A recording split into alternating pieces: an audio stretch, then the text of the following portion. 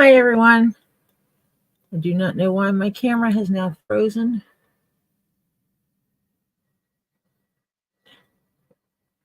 But I'm going to try to get that back up and running. I am going to close my camera for a minute so I can get that back running. But I am back to working on leathercraft stuff. It has been far too long since I've worked on such things. So it's time for me to get back at it. And get on here and get some stuff done.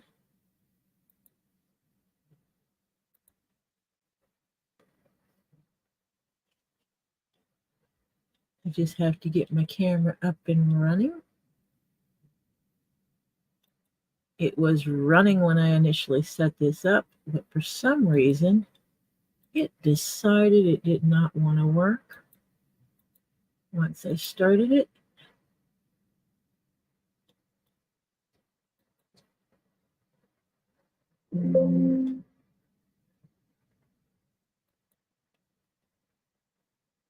So I am going to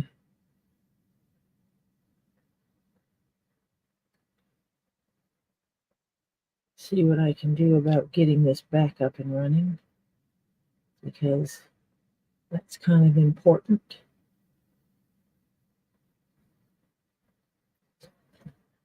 So I hope everybody is having a wonderful day.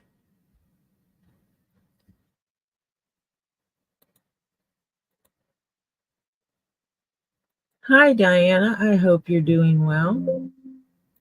I am in the process of trying to get my stupid camera thing to work. And for some reason, it just really doesn't want to participate with me, which irritates me greatly.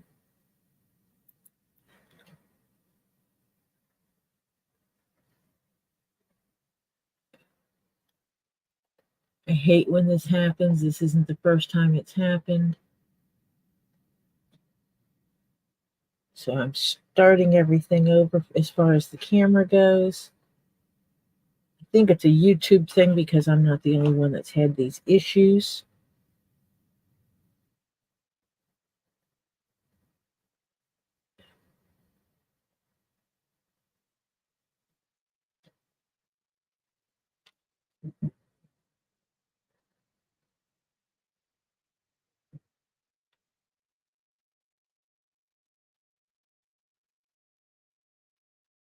Yeah.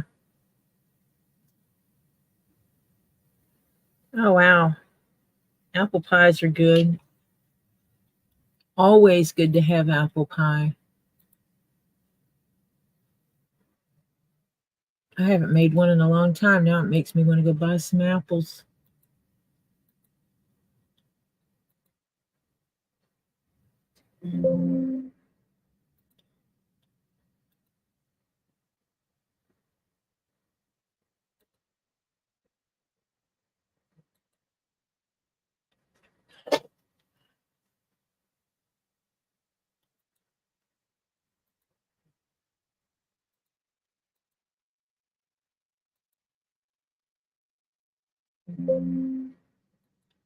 Interesting that this isn't working.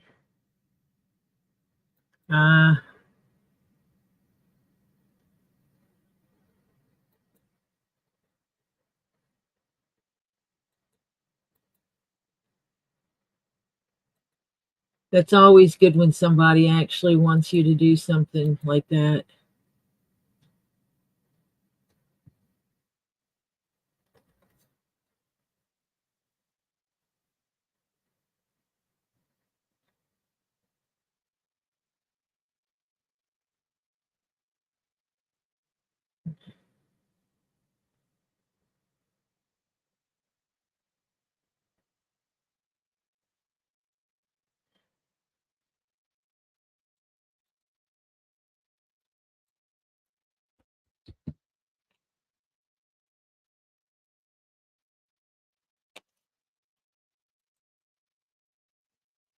This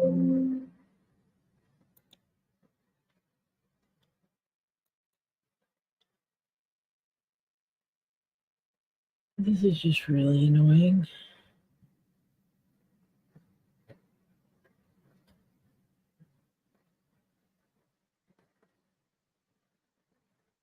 Let me disconnect my phone and reconnect it. Because there's no way to do this on the computer camera and see my workspace. It doesn't work like that. You can either get my workspace or you get my my other camera, which nobody needs to be seeing my face today.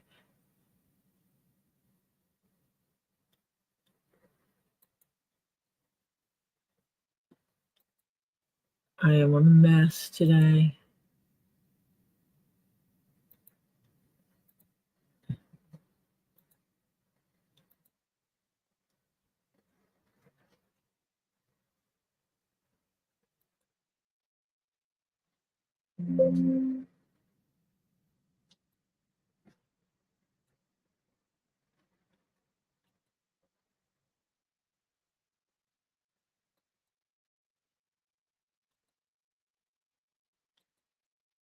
I've been having some trouble getting myself back on the go with things. I don't know what's up with that.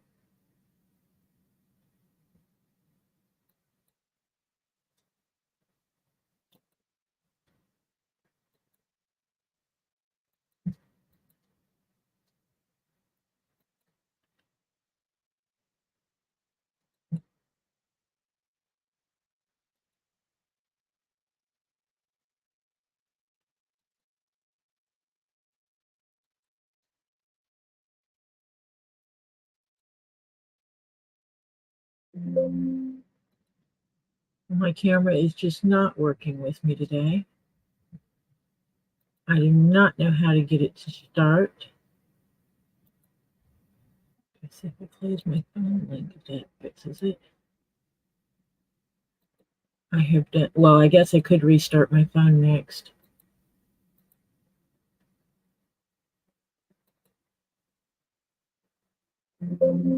Yeah, I guess that's what I'm going to do, is just restart my phone.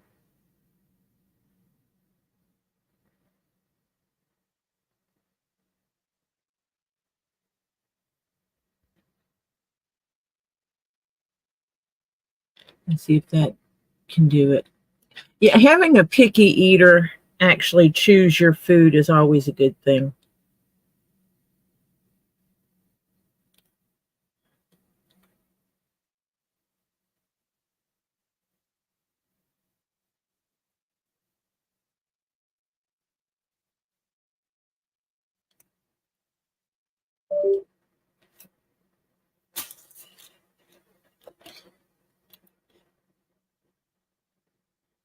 So yeah, I know when I have picky eaters around, I like seeing when they decide they want to eat what I have to fix.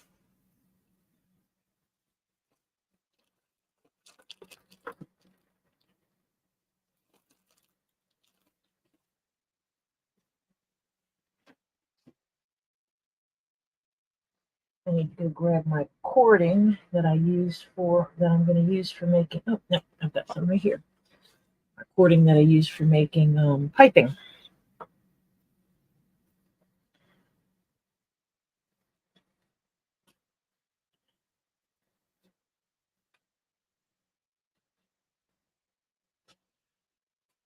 Because I will be making some piping today.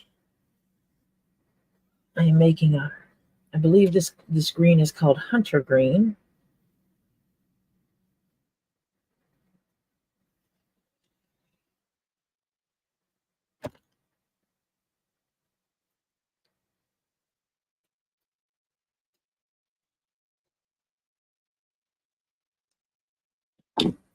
I love it when people just request things and it's using something I already have on hand that I may or may not have used prior.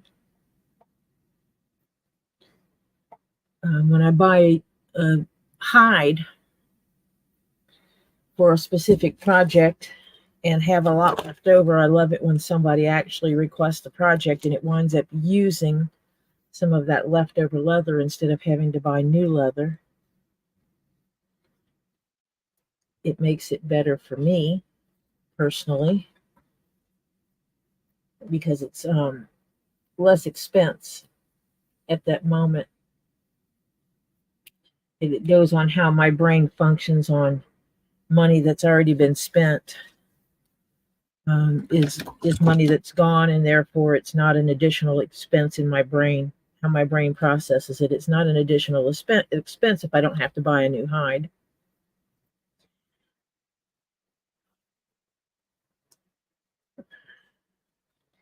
So I had this hat. I made a flat cap in this color.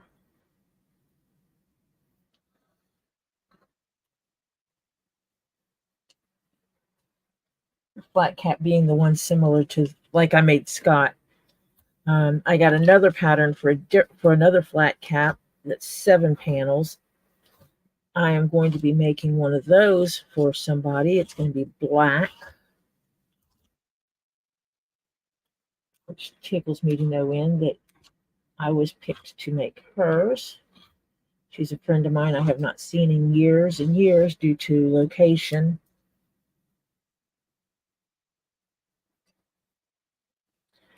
Because sometimes you can't just jump and travel. Something about having a small child and, all that kind of stuff. Oh, this one is off. I thought I had it in the right place. I'm glad I caught that. Put my thread from my visor in the wrong place.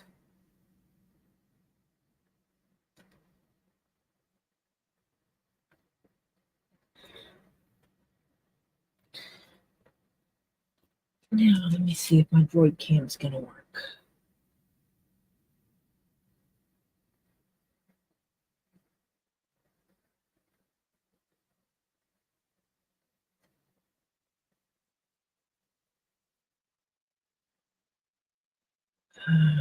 Just texting someone to tell them I need the head size for the next hat that I'm supposed to be making.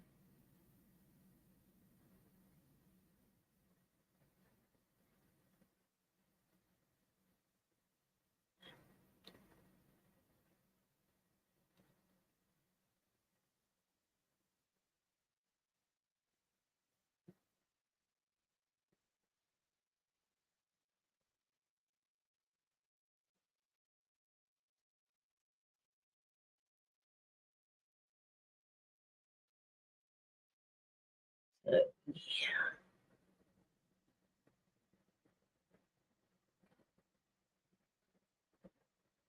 My phone is coming up to work. Open this app, camera, bring it back to my computer, tell it to open the app for the camera on the phone. Otherwise, I start StreamYard on my phone and enter myself in here twice.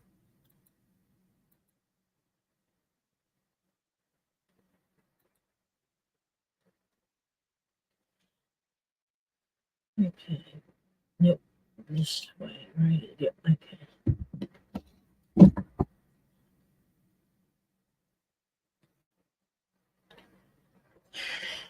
I have to make sure my right is right and left is left.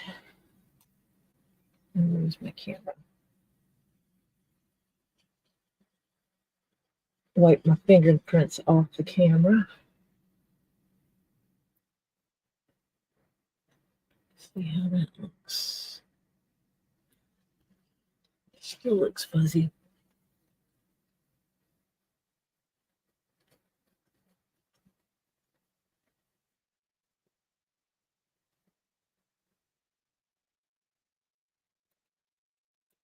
Could be me. Let me start the camera and see. Oh no, that is fuzzy.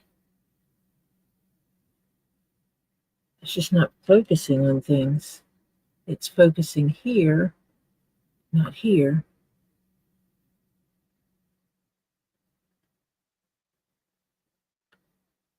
Okay.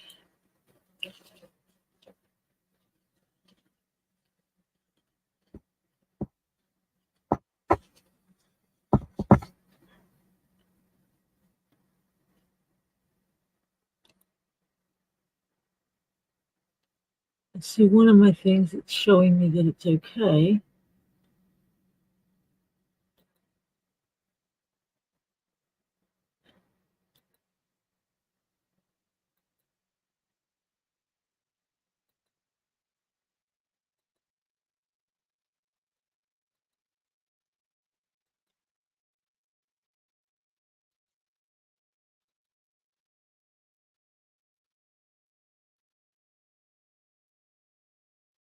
Yeah, I reuse the boxes that dishwater pods come in, and jars from food. I use those in my crafting area all the time.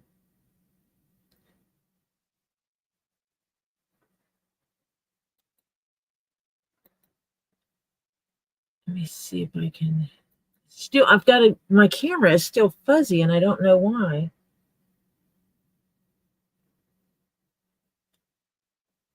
It's driving me nuts.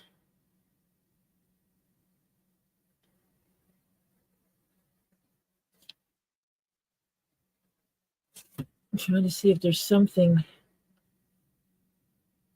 There's nothing up here. There's nothing around it that should stop it from focusing. Let me see if I can make it zoom in. There we go. And start zooming out. And then the work table again. Okay, I might have to adjust this once we get started. I can't, it's hard for me to see what you're going to see when I get my camera going.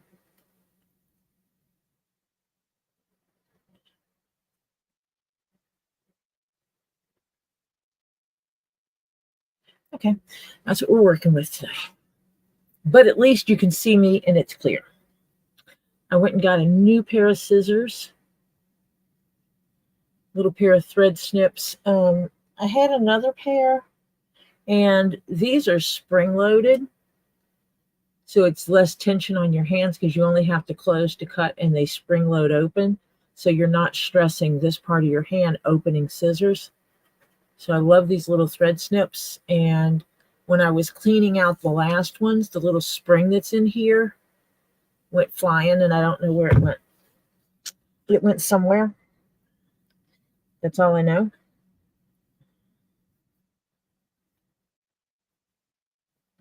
So I got this little fella. I got a mark.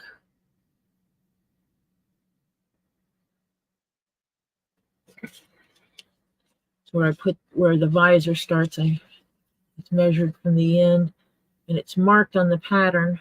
And so I mark it. It's marked for some reason. They mark it on the outside of the pattern piece. So I mark it on the inside, and then I mark it on here. I'm going to have to brush this to get all these little white pieces out. I don't need this piece for anything else. I do want to measure this real quick.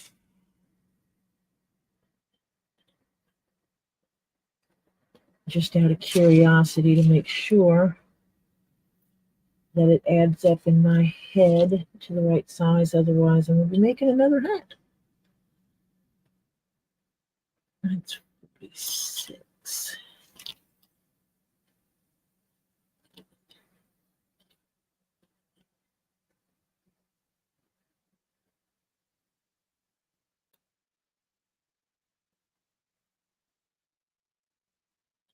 Should be right. Time I put it together, it almost seems like it's going to be too long now. But if it's too big, I can put, and I should be working from the back side of this, so if I mark it, and I need to work These back and back.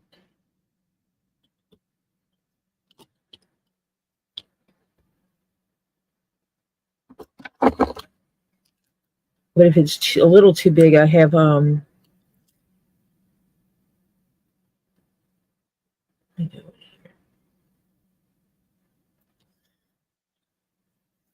I have band material I can put in it.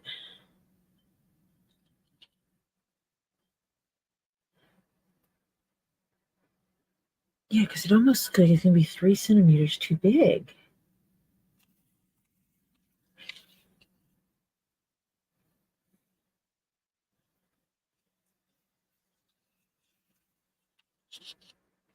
And that irritates me if that's the case because I've cut all this stuff out.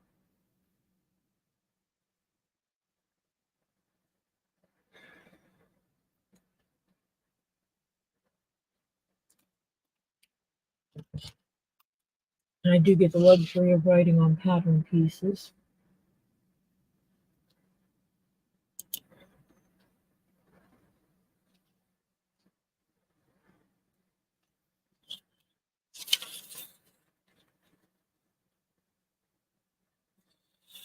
And I just wrote on it. It's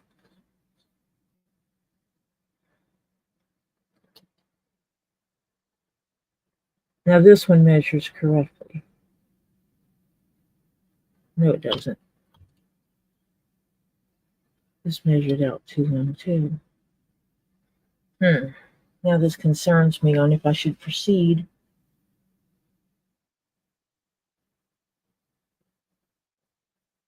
Yeah, hat band will do. I'll do a sweatband inside of it after I get it done.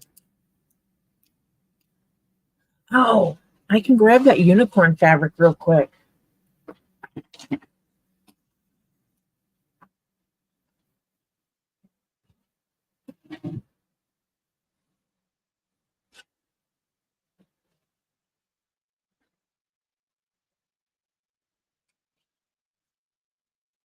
It was on clearance, so I bought what they had.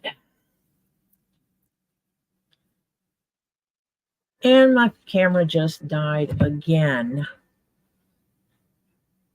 Okay, I'm going to do this a different way then. Because that camera app is not working. I give up on the camera app today. I am not playing games with it. Someone just informed me I got money.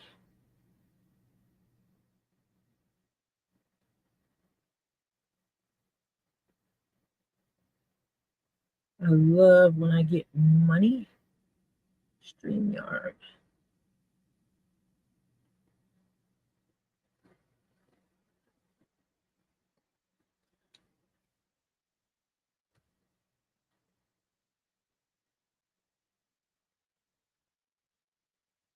In the studio.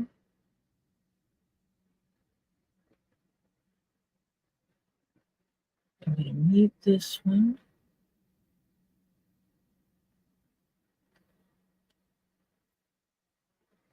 In the studio.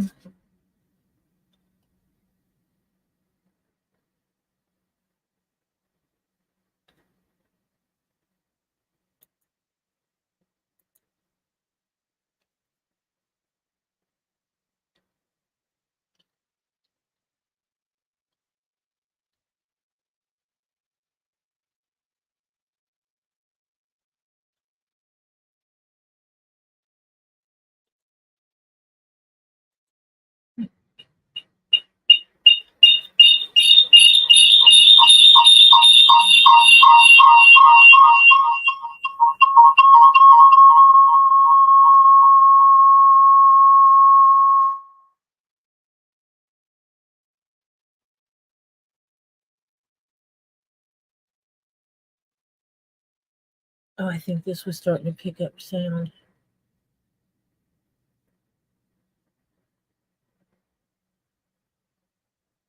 No, it's not.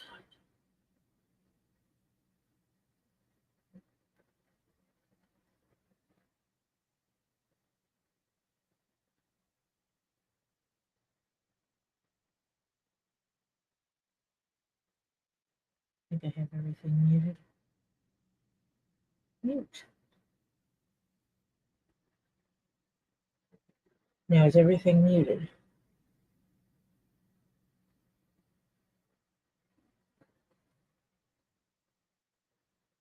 It is now. Okay. Well, this is going to look different.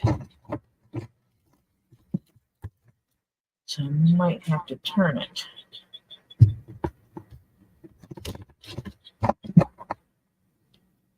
Yep, that's right. That's not.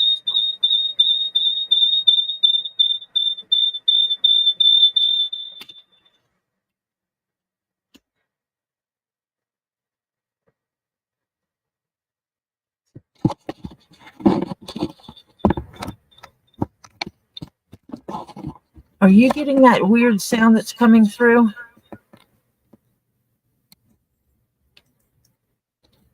Or is that just me that has to listen to that hard sound?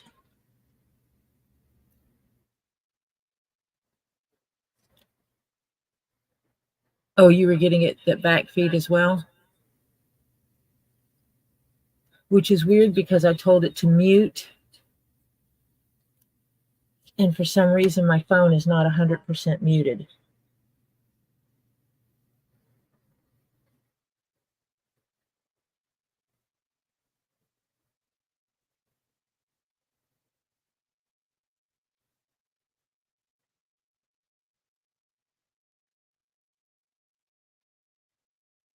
And I don't know how to mute it on my phone completely.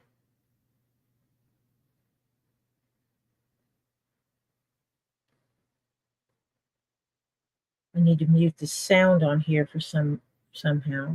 Oh, great. I just closed it.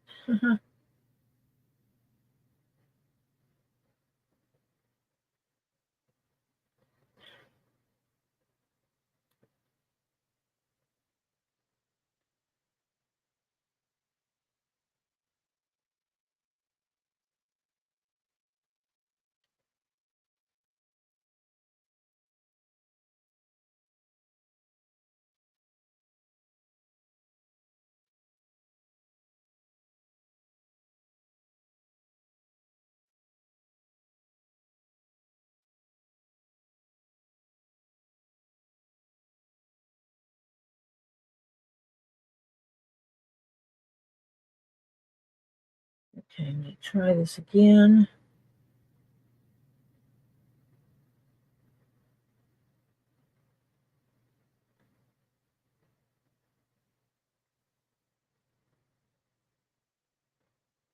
Mute the mic.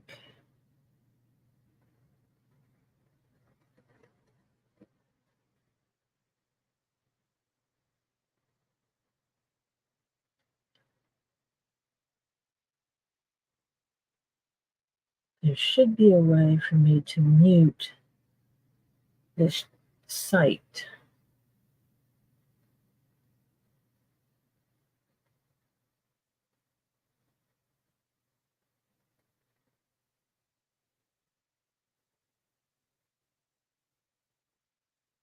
So I should be able to make it go quiet and not be able to hear it on here.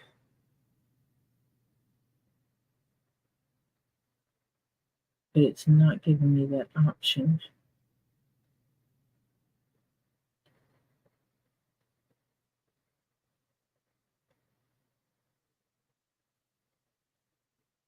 Which is really, really weird.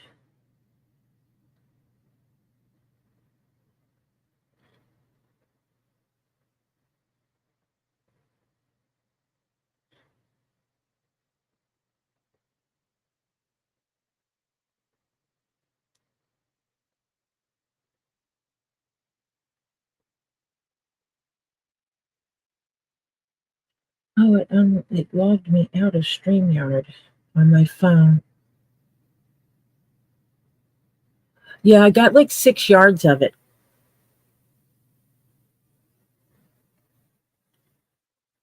Because that's all they had. And it was under $3 a square foot. I mean, a yard.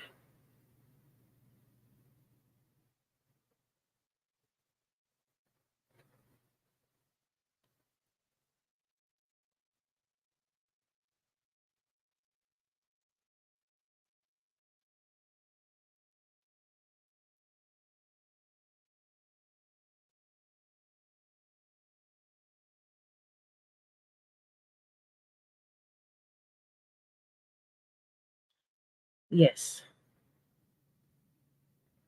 It seems that they do make things easier.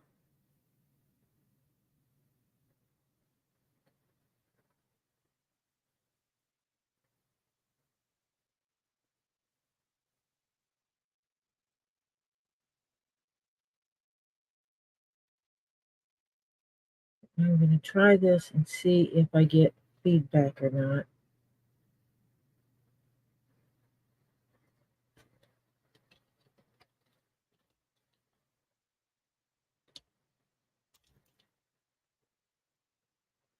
See if I can get this to behave.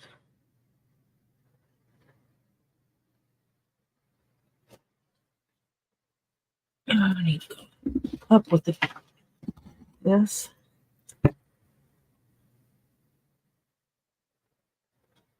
I think I need to rotate it. Let me see if I can do that from here. No. I cannot do that from here.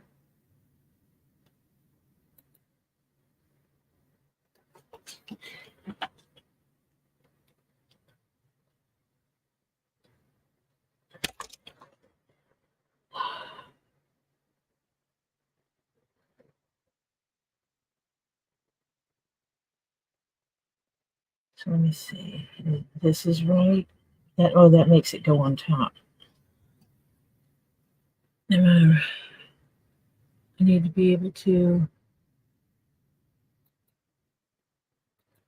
turn my camera. And so on here,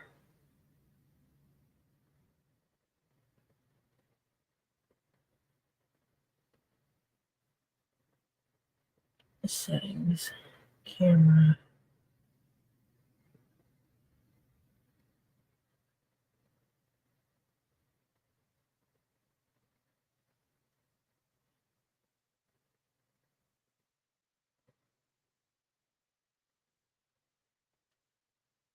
And that doesn't change it.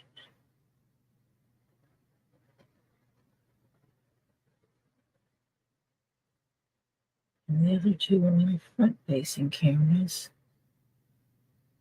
I think. It's still not changing my view, which is weird that now you get to see my terrible face today. I want this camera.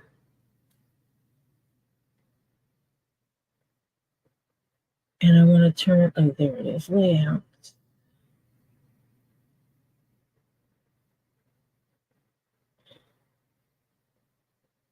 No, that's not it.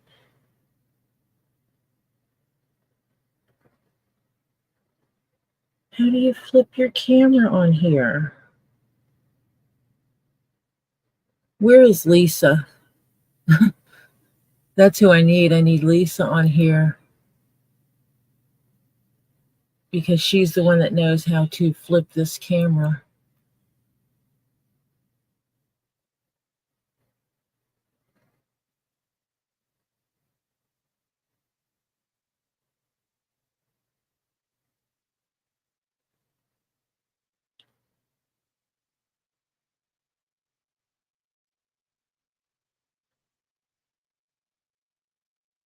And see, I don't know how to make it flip it.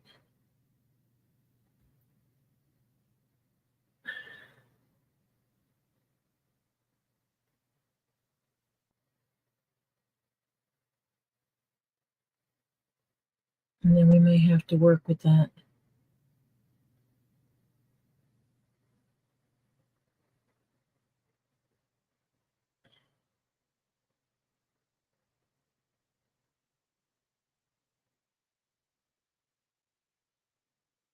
is it's not giving me the option. And so I don't know if it's a phone thing.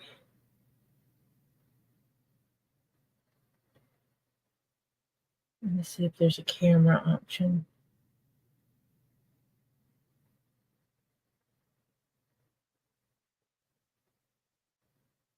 That's not what I meant. Yeah, I am trying to make it where it goes this way instead of this way. It's showing it tall instead of sideways.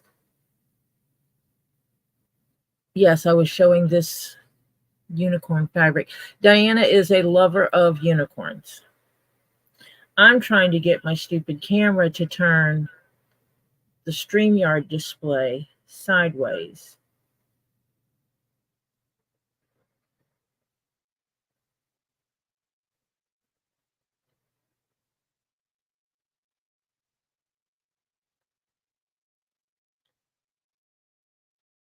Yes, I want it to show this way instead of tall. And just turning my camera itself does not fix that.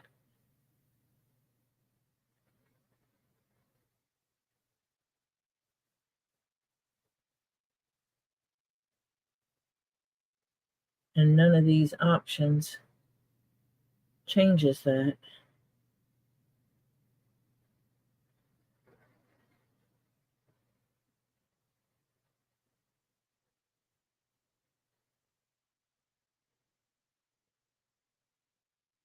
Yeah, I don't know either.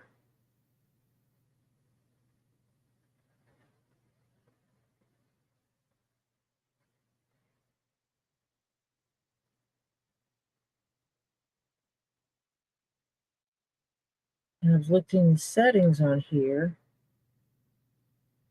and mirror is not going to be it.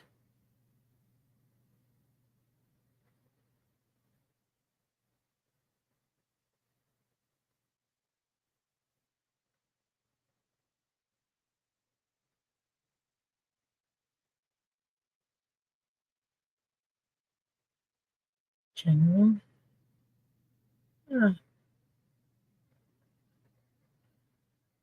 Okay, I need to go out and then fix it and then come back in. So let me leave with this camera.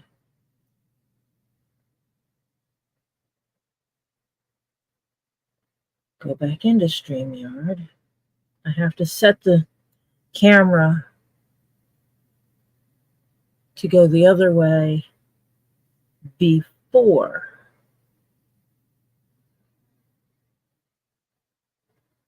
I actually go live on this camera.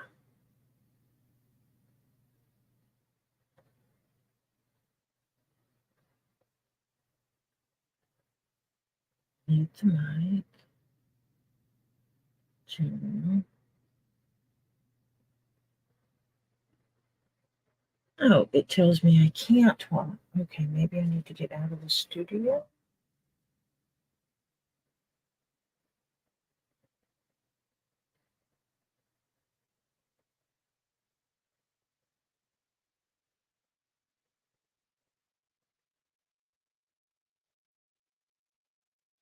This is weird because it's not letting me change it on here.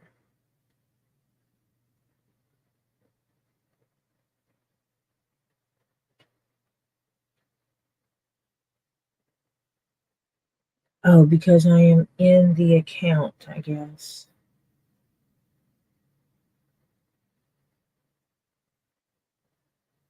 I wonder if I'm not logged into StreamYard and I send myself the shared link.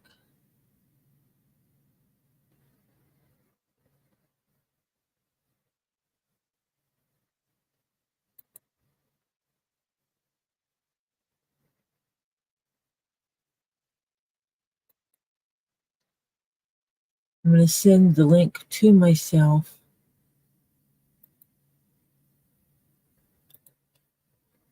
Which I know sounds stupid, but I send myself stuff all the time.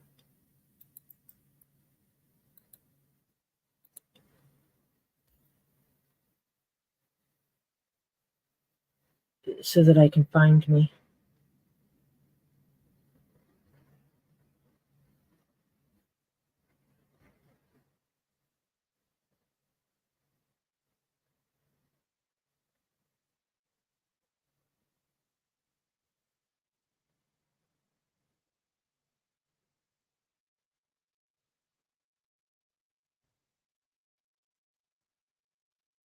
Let me see if I can do this without logging into my StreamYard.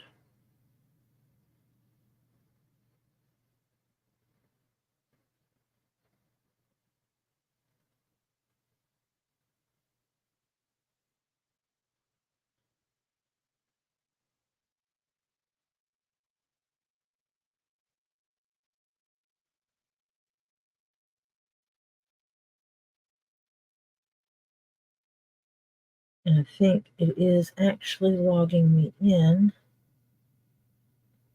to StreamYard. So this sucks.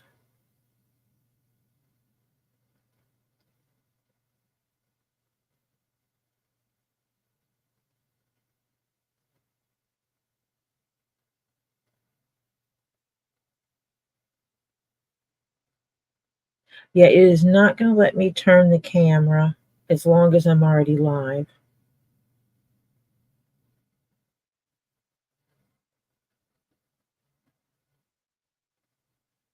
So it is what it is. There's nothing I can do about it at this moment.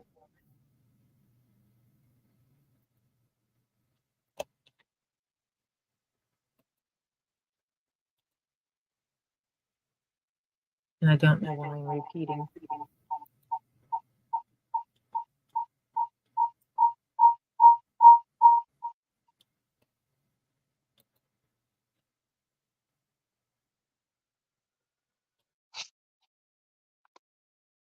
Can you still hear me okay?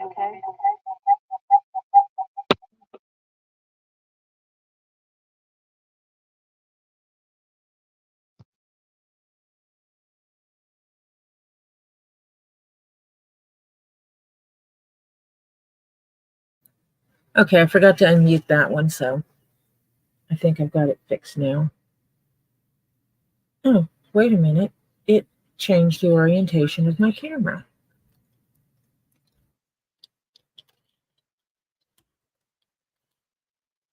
Okay, then.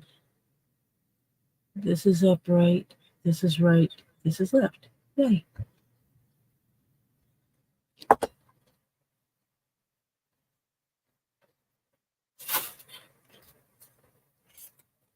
And this is what happens when the camera decides to be stupid and not work the way I want it to. And I am going to solo that one.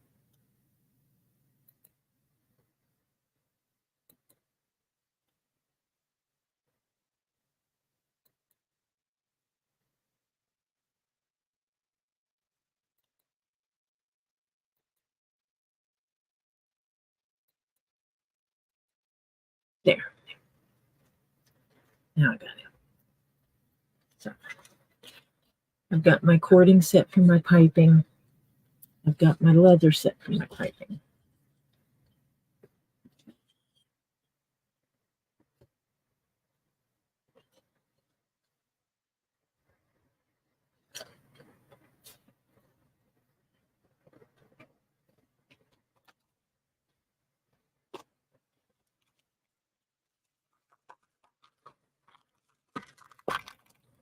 I've got some beads I was working with, but I need to move these beads to another location.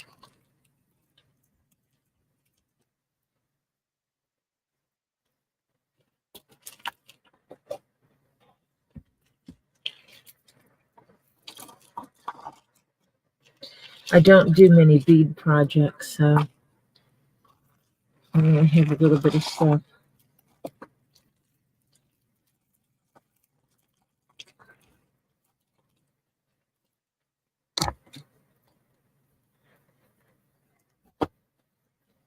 One of the little boxes that I made.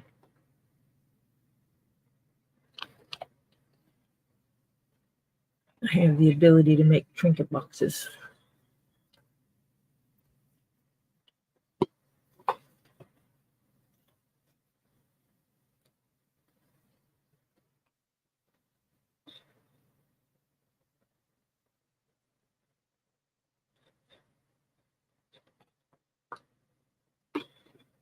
It is glue time.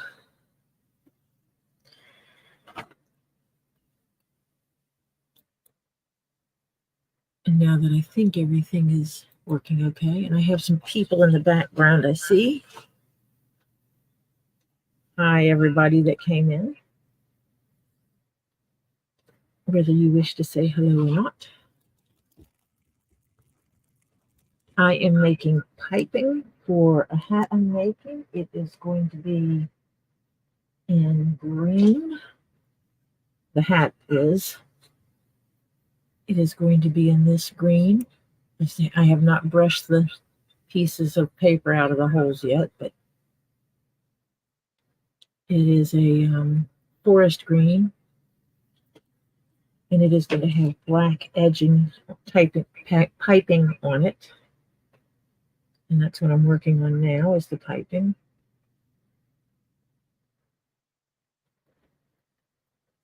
Some of you have seen me make piping in the past. Putting more glue on the very end just to hold the pieces in place. Mainly need the glue toward the center.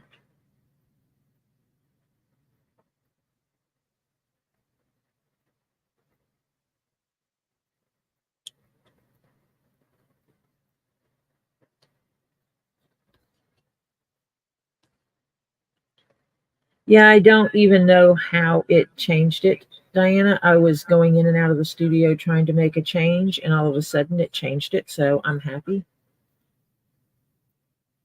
I won't complain.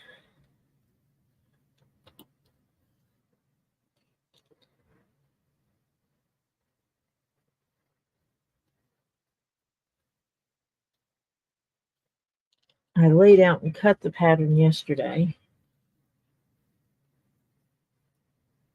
I was up until very late. I won't talk about my horrid sleeping habits right now. Oh, I gotta drop that in there. I should not have left that in there. And that's what happens when you're not careful. These are disposable makeup spatulas. And I get them because they're cheap and easy to use, and it helps with cleanup. I don't have to worry about needing to clean up this mess of things when I get done. It also keeps it clean from project to project. I never have to worry about color transfer from one project to the next.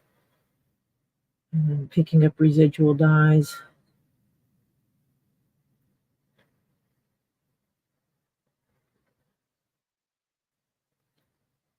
And a clinker right in there.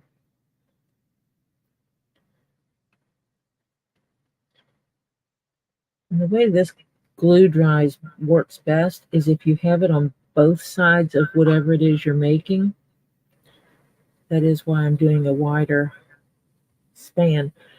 And you let it start to dry and get tacky, and then it bonds together and is super strong. So I'm not doing that today. Not again.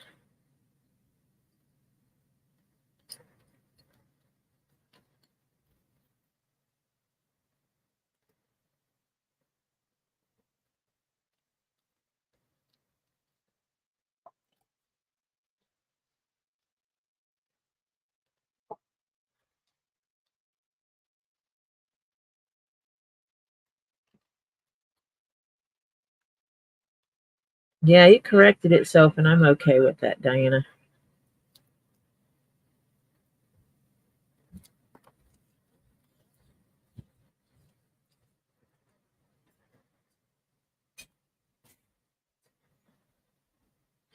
I hear a grandchild coming down the stairs. I think it's my grandchild. Yes, it is. It's the oldest grandchild.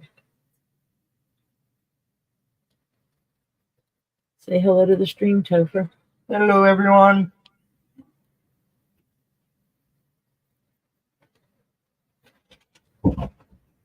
Mother, I just hate you. Oh, sorry.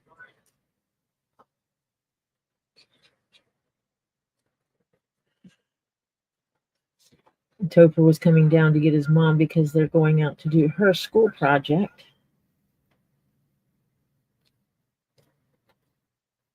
She has to go do some imaging, video taking and stuff. And he graciously goes to help her out with that. Diana says hello.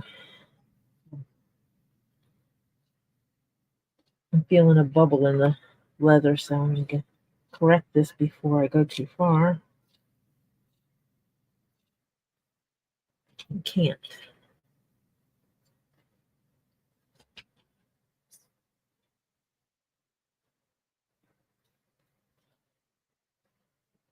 You ready to go to school? Yeah, gonna go do the School. recording schoolwork things. I was doing stuff. Looking over videos. Go have fun. Yeah. There's no fun in this. Topher says there's no fun in doing his mom's schoolwork with her. Hi, Dottie. I am making a hat. Right now I'm working on the piping for the hat.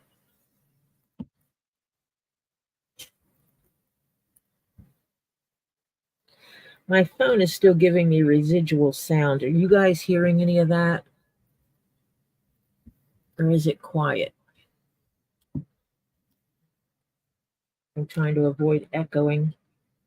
But since my camera decided to be stupid and not work with my computer, I'm doing it a different way.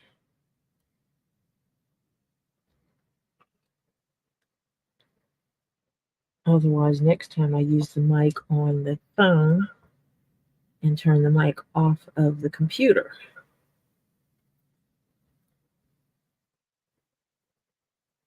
And that way I don't hear myself talking. Okay, so you're not hearing it, only me. And that's fine.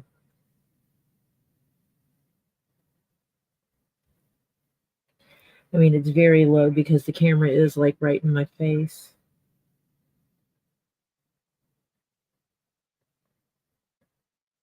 I'm only inches away from it. Topher waved at the camera as he walks out the room, or waved at me.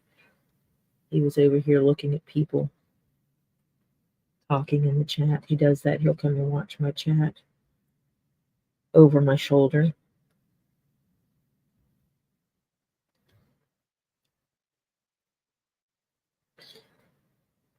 So he was kind of waving at Dottie.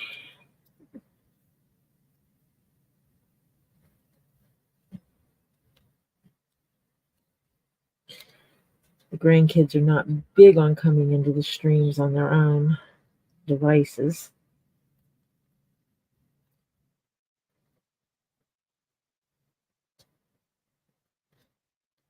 They rarely go even watch their mother's stream.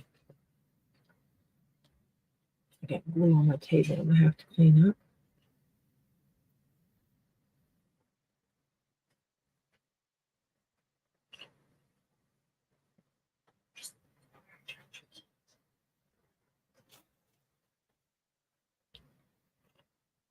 Comes down here to tell me he hijacked my keys, which I already knew they were doing. His mom had already asked me about using my car because her car probably needs a new engine. Because of someone trying to, quote, help her do an oil change. And he over-tightened some things, which caused issues in her engine.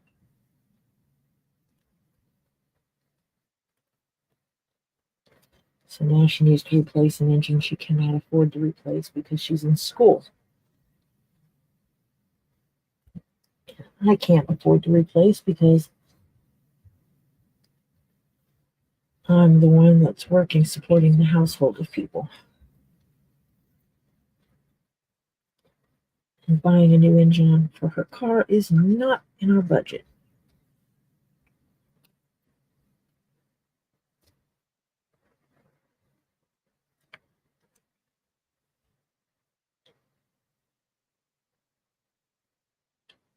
But she does have people willing to help her out in getting a new engine, and she has someone willing to put an engine in. She just has to get one and one put together. So she gets the money for the engine, and gets it in the right location.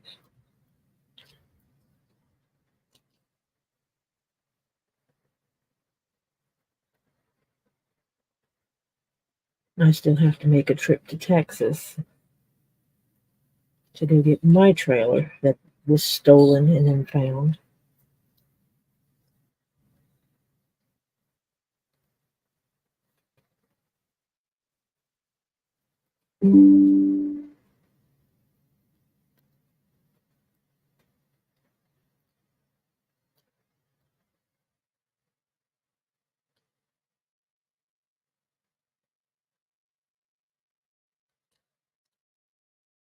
Who do you order pizza from, Diana?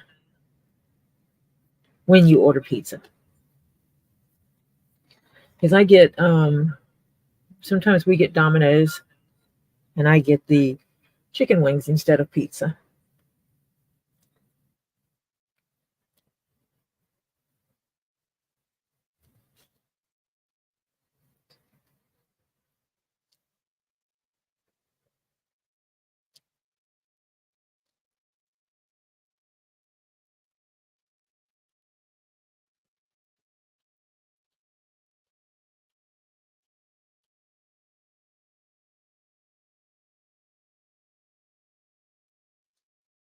I'm off the edge of the screen. Just realized that.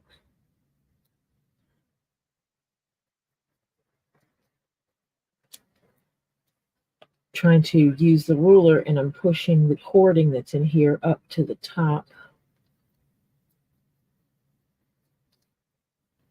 so I can create a good line for stitching.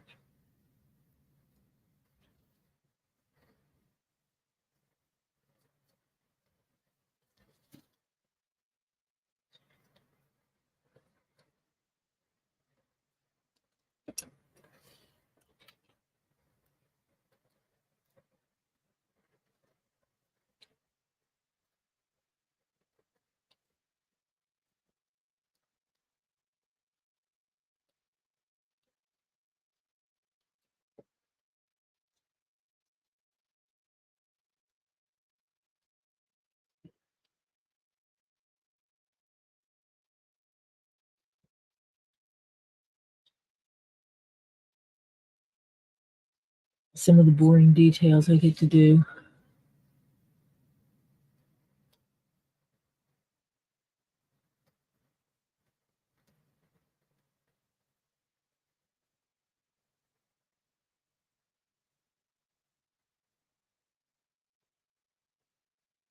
Yeah, Dottie, they found the trailer a couple miles from where it had been stolen. And it looks like it was never opened. So they suspect, because we had the lock on the hitch, that they were trying to tie it to another vehicle to move it, and it came loose. And they got frustrated with it, so they just left it sitting on the side of the road. I had already signed the title and was getting ready to drop it in the mail to the insurance company when the police department called me and said that they had found the trailer.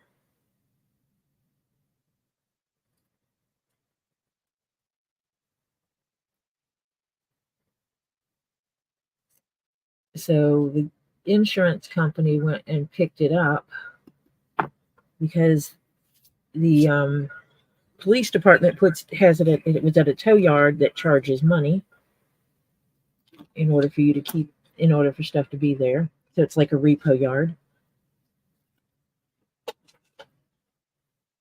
And I wasn't going to be paying money to have my trailer sitting somewhere. It was going to cost more to keep the trailer sitting there than what it would cost to buy a new trailer. I was actually hoping that the trailer was gone because I really want a larger trailer. So now I have piping, and I think I've shown this before. What we do is we wind up stitching it between 2 layers of leather.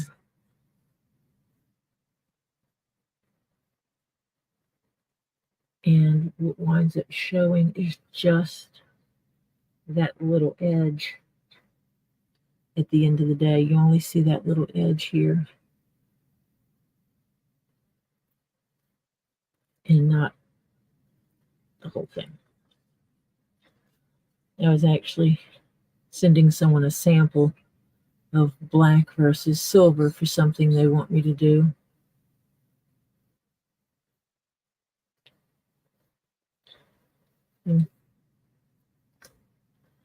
Yeah, it's a catch-22 of, yay, I got the trailer back. That means I don't have to spend any extra money.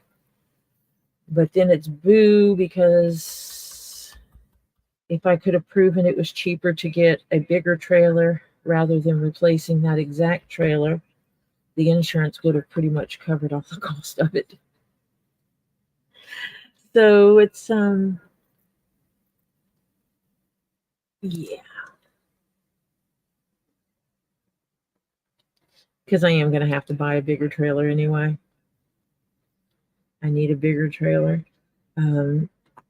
Nobody in the family except Oliver can stand up in the trailer. Well, Oliver can't even stand up. He still has to bend over. But because Oliver's only 5 foot tall, it's easier. I can't get in the trailer really because you would have to be on your knees. And I can't kneel because of the damage to my knees.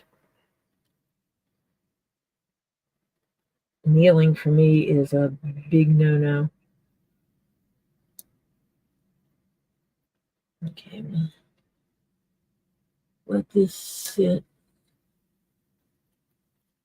and let the glue set on that. I'm not worried about it being curled because it's going to be going around the hat anyway. But I can set that over to the side and let it do its thing. These new thread snips, this spring is really tight, so it's harder for me to close it.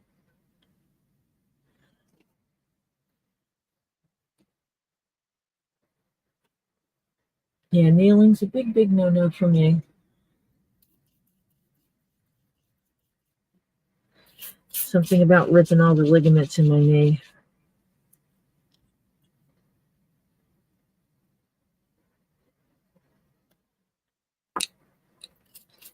And having knee surgery and knowing there's the possibility I'm going to be having another knee surgery to get rid of some of this pain I deal with on a daily. Knee replacement is highly probable because there's not much else they can do. I am bone to bone through most of my knee. They've already tried polishing the joint, and that was a major failure.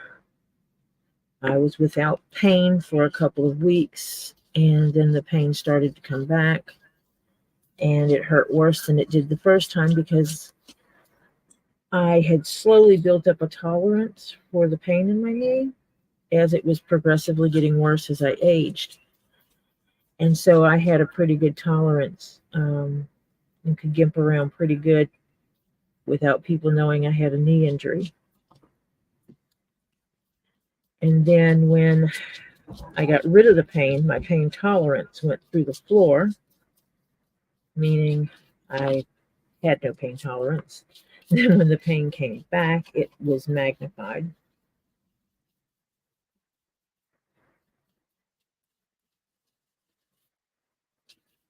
I think I'm going to have to get me a stiffer brush to start using on these.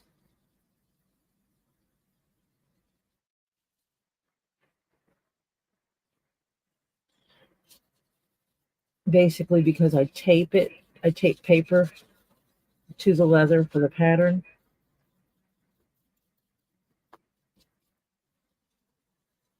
It sticks in these holes when I punch the holes for stitching.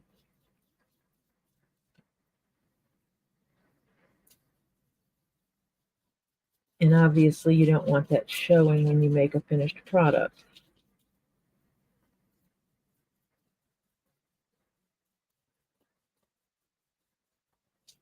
So we brush them out.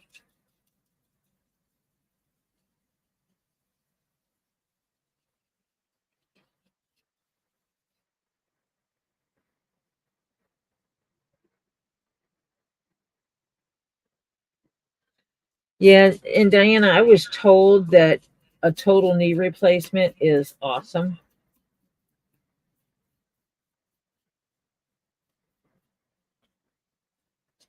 That my knee would be like it was when I was much, much younger. Which I told them no, it would have to be like another kid's would have been, because I don't want the knee I had when I was a teenager because it was busted. Don't want the knee from my early 20s. It was already busted by then. And I was already dealing with daily pains from my knee.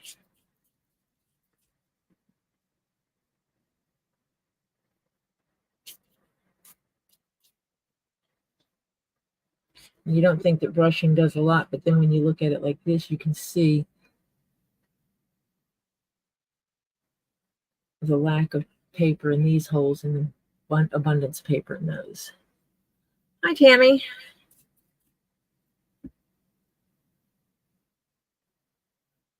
I don't think I missed anyone coming in. I know there's some lurkers back there. There's 7 in here. Well, 6, because I'm one of those people that are in here.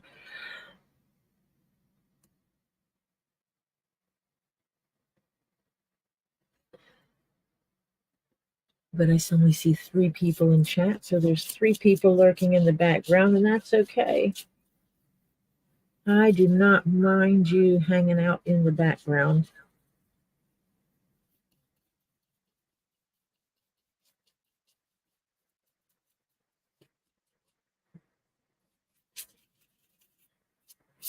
And I think Stacy is going live at 7:30, so that's a couple more hours. And then I'll probably go offline.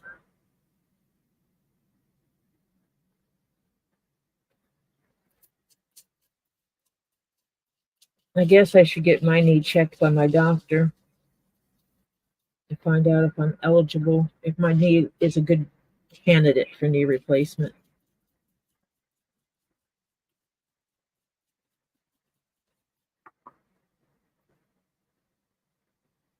I don't want to go on a pain management routine.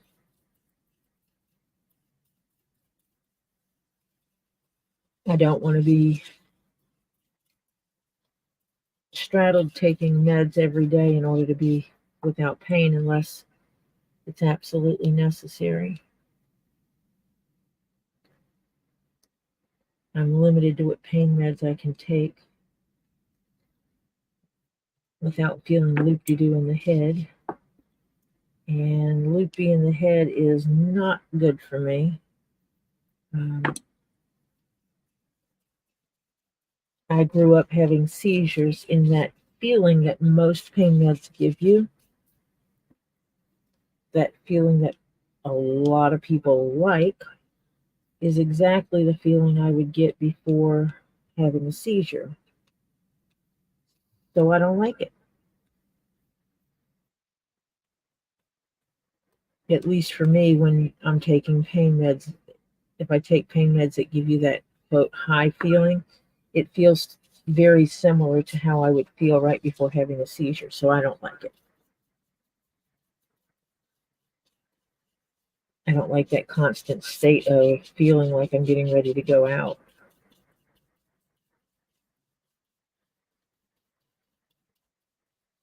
And considering on rare occasions I still do have seizures, yeah, I don't want that feeling hanging around with me for any reason. The last thing I need to do is be wandering around the house up and down stairs thinking it's just pain medicine and then having a seizure and falling down a flight of stairs and breaking something.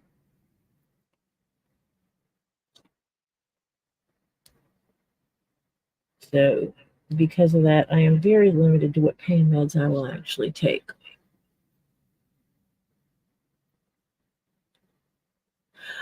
Exactly, Tammy. That's something I would not want, is to have some kind of addiction for pain management because they can't fix something that's wrong.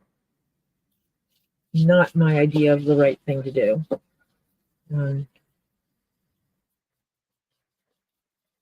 I think someone needs to do some more ortho research and figure out how to replace cartilage.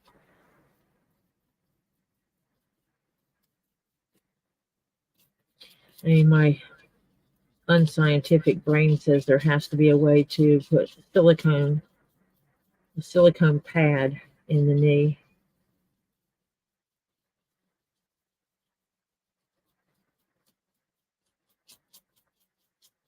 But evidently that doesn't work the way my brain thinks it should.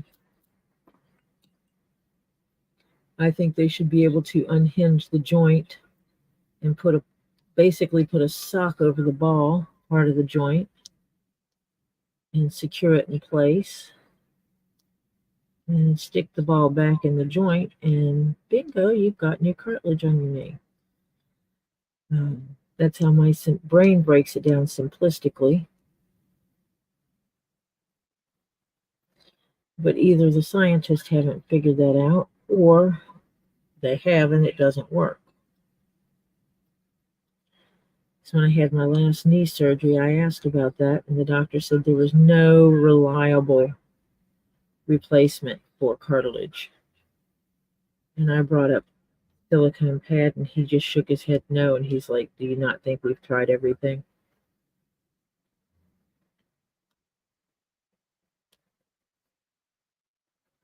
But then again, he was not a doctor with a great bedside manner, I'll just put it that way. He argued with me when I went in and wanted him to do an MRI on my knee. He wanted to start me out in physical therapy, and I told him that wouldn't fix the issue. And then he wanted to give me an injection, and I told him that wouldn't fix the issue.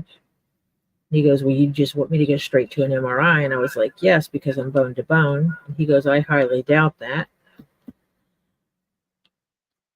But I convinced him to do the MRI, and he found that I was bone to bone.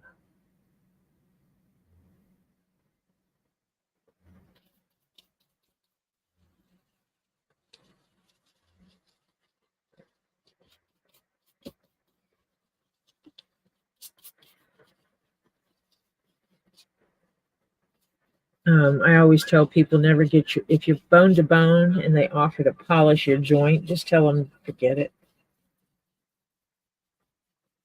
That was my biggest mistake on my knee.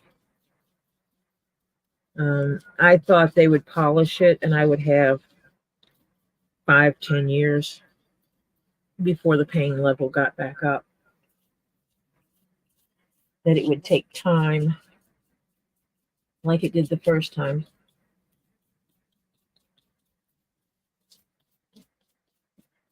And unfortunately, that was not the case.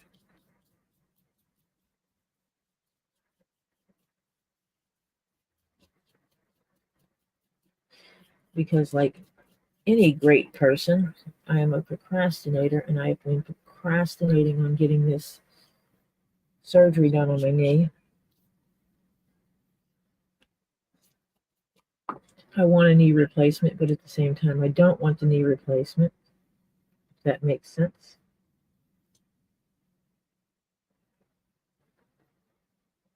One lesson I've learned is never watch the surgery before you have it.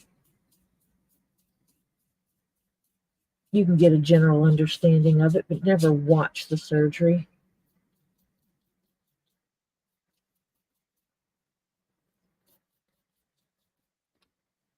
Have someone else watch it for you, maybe, but don't watch the surgery.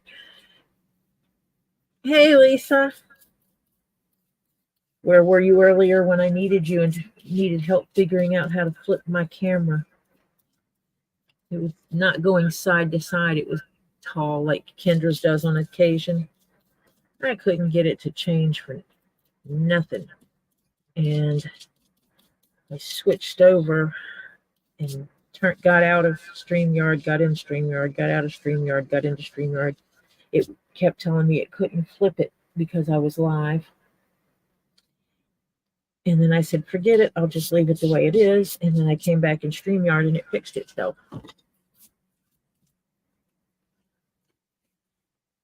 Can't believe Lisa was off having life and stuff. Are you packing boxes, Lisa?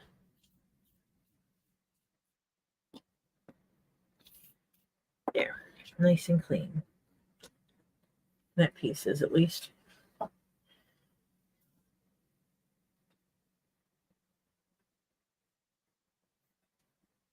And I have another piece that's missing.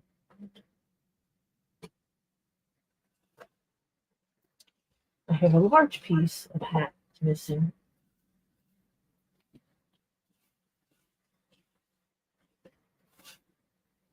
I have my visor there.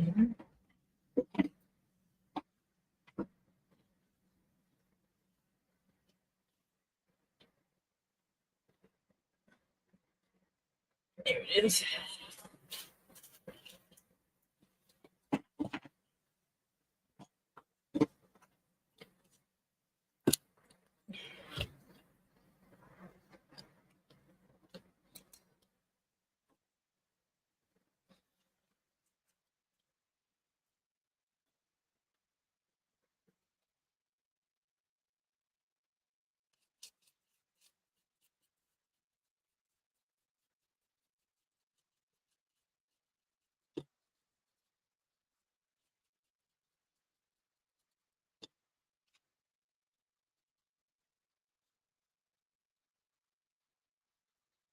Yeah, I think Marcia may be in the background somewhere too, because I know she was doing stuff. I don't mind people lurking and being in the background. I don't.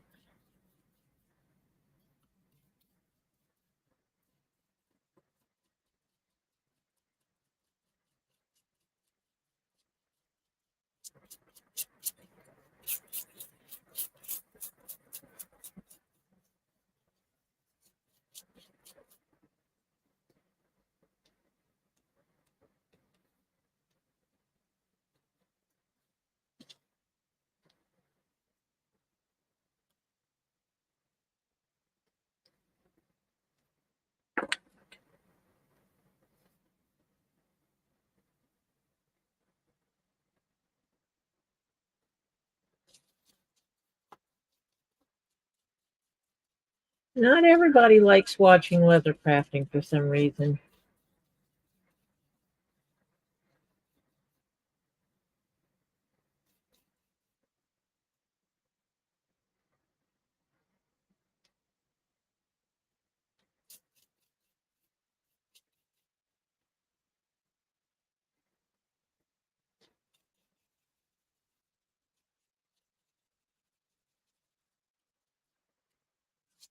I mean, for some people it looks boring, but it is relaxing. That's one of the reasons why I started leathercrafting.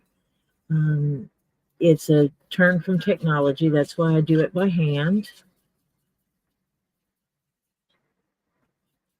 It takes me away from technology. I work with technology 5 days a week. And this is my shut off of technology, which sounds funny considering I'm using the internet. But it has to do with how my brain processes things. I have ADHD, can't help it. And this allows my brain to do its own thing and not have to work the same as it does when I'm at my day job.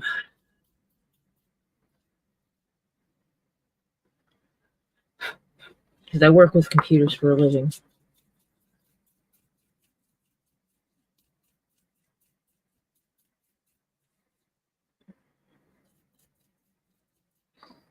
I have some blue threads as placeholders on here.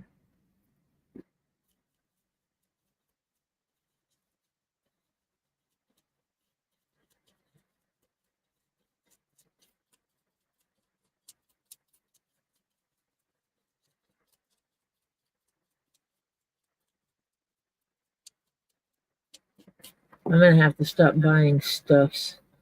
Realization of having 1,500 pieces that I have to find places to put.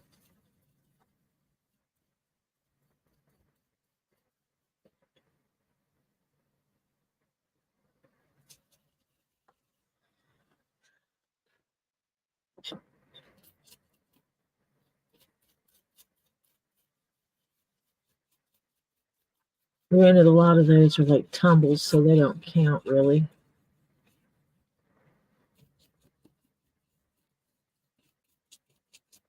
I'm thinking of using my clear hands for citrine and amethyst.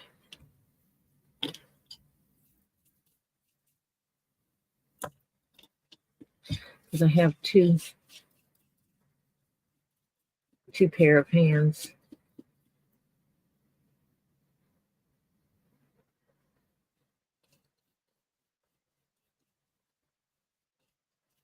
Straighten up that edge piece.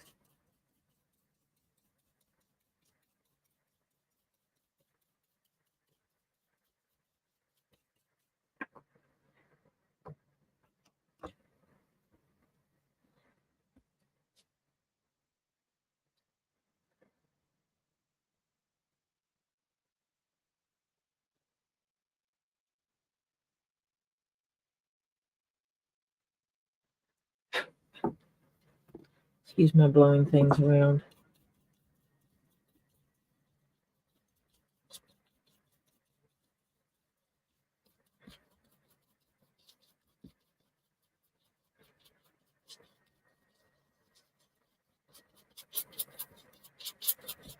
I'm thinking of trying to heat treat these edges to clean them up a little bit. But I need to do a test first and make sure it's not going to mess up the leather.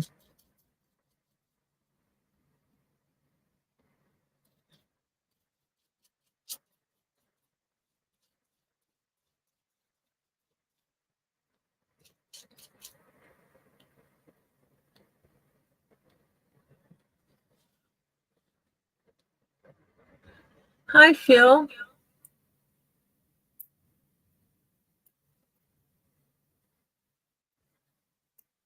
Yeah, Diana, that's where I am. I've been not putting stuff up. I've been cataloging everything. Just recently started putting some stuff up. And then realized I have to take everything off the small cabinet that I put up there. Because I have to fix the inside of the cabinet to make sure that the shelves aren't going to go anywhere.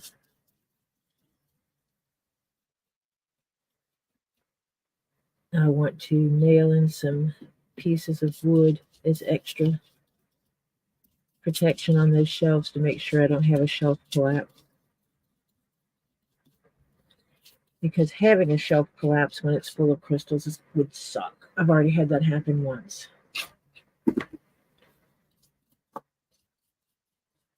And luckily it wasn't totally full of stuff, but still.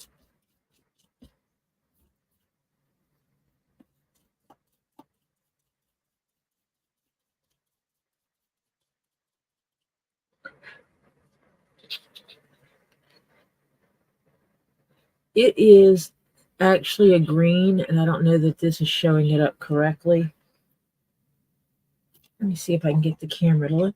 light to turn on. No, I cannot do that from here.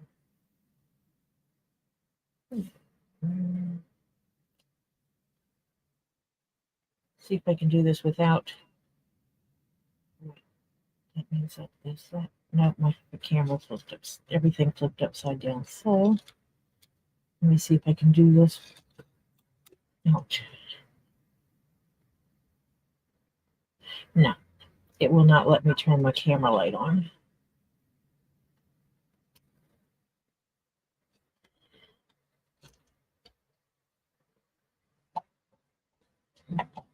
Let me move some of these lights around.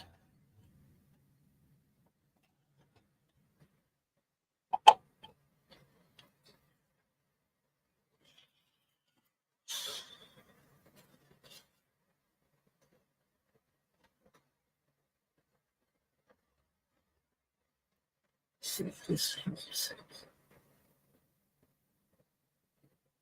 But it's like a forest green.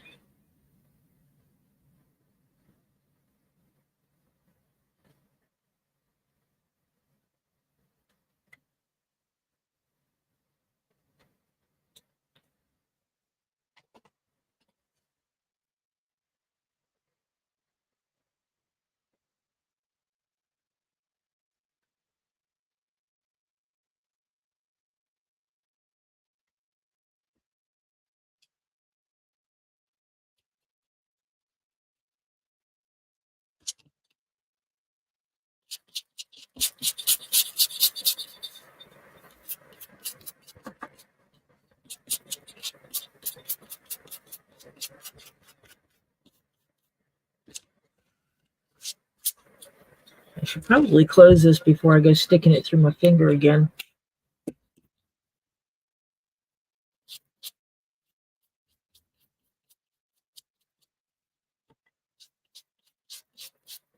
I need to check something out before I start stitching it together and make sure I did this the right way and not upside down from what I have it.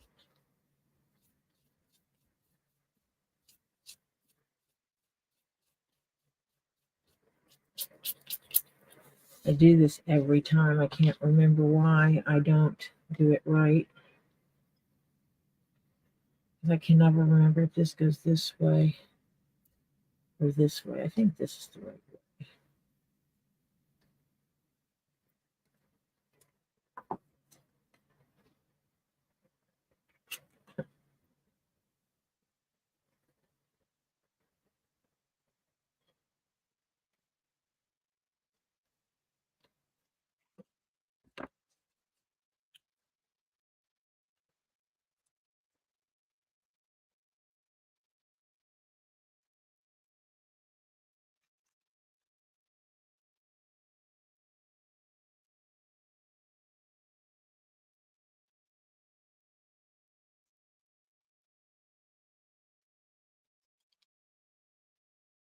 Yeah, I think that's it.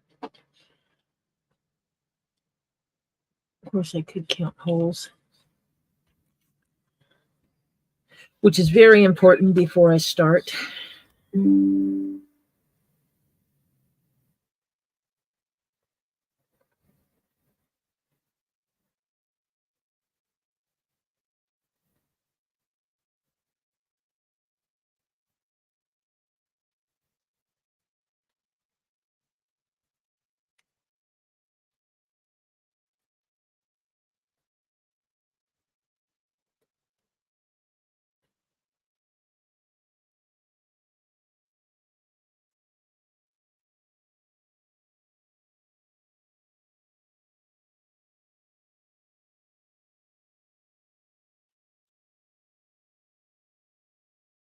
$80,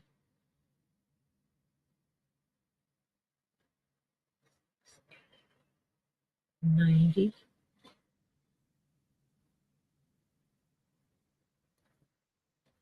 100.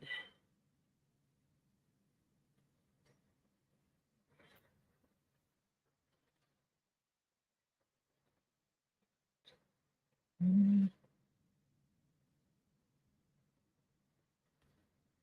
30, 34, 36, 38, 39, 139.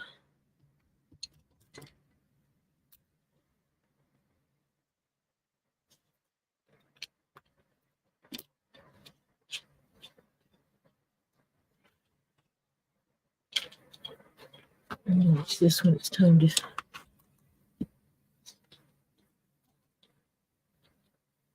take this all apart.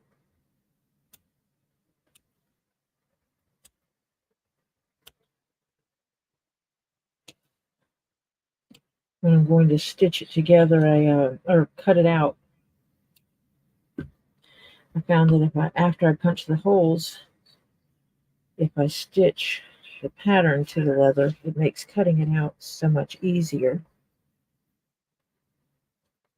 Unfortunately, I can't use the things that Marcia gave me for that part of it, because it would lift it and make it uneven when I go to cut it. But stitching it like this stops the pattern from shifting when I'm cutting it out, which leads to a much cleaner cutout of what I'm making.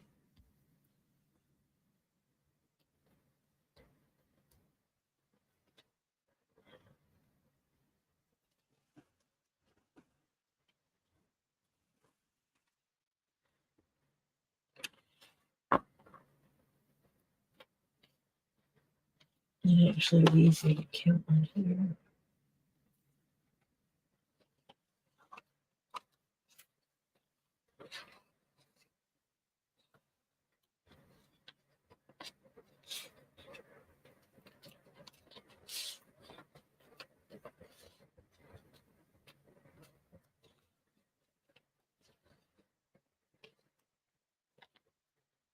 And I think that is the correct side.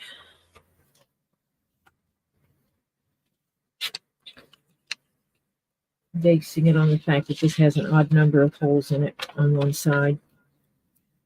Or actually, it's even. I'll take that back. Oh, but this overlaps, if I'm not mistaken. I could check that real quick.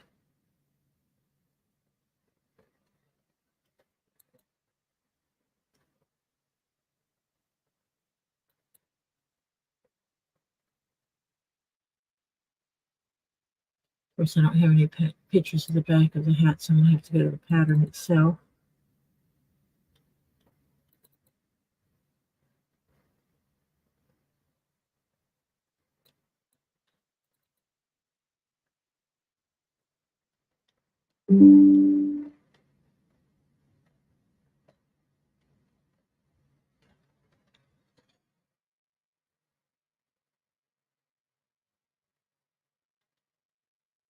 It's not going to show me on this pattern.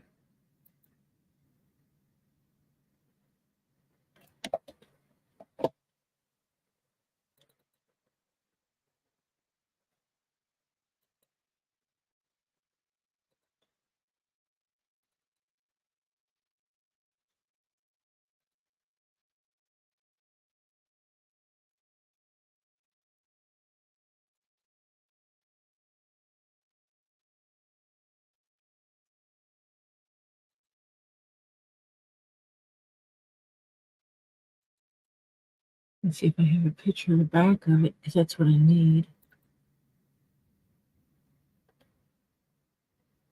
So yes, it does overlap. So instead of 139, because they overlap, I lose a hole, so that's 138.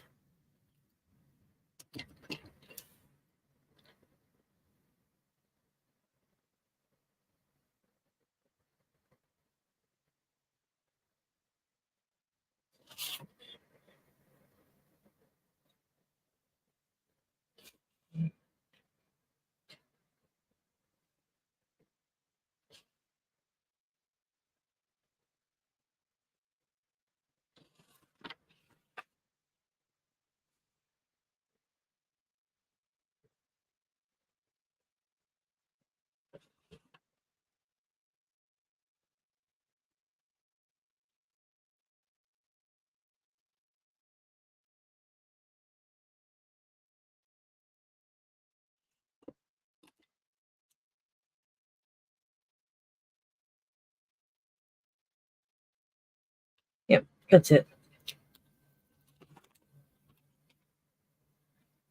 I mathed really well, don't I?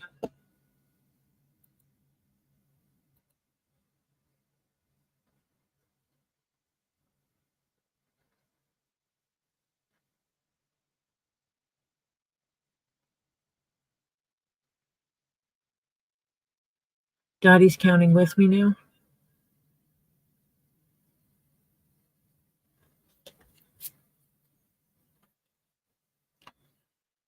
Yes, around this, there's 138 holes.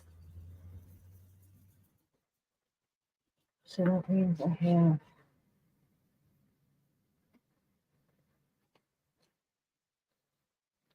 this piece incorrectly. That'll help hold it upright because it's an officer style hat and they stand up in the front. And so I put a stiffener in it, and that's just holding this in place until I stitch everything together.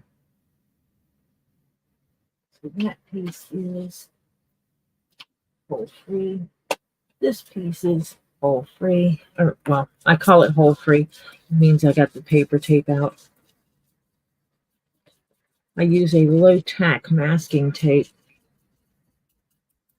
to put my pattern down because it will not leave marks on this leather.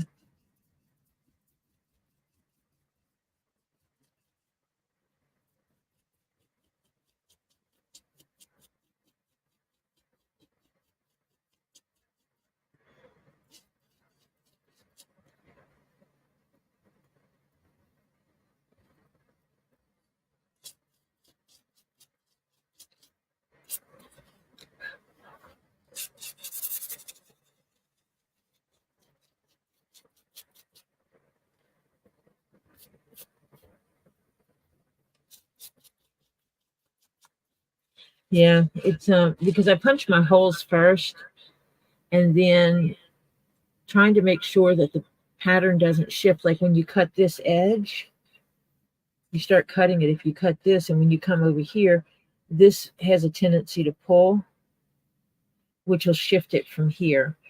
And this way I keep it together and I don't have that problem.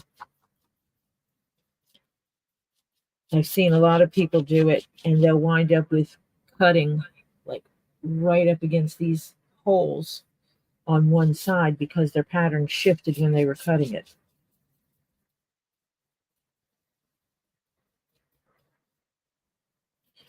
So I try to take precautions as much as possible. One is on large pieces, I'll make a hole in the middle, and that's what I did here. I had this taped down from here. I had tape all across here, which would help stop this from shifting. And then I also did the stitching of the edges. I only stitch like every third hole or so. And that secured it in place for when I was cutting it.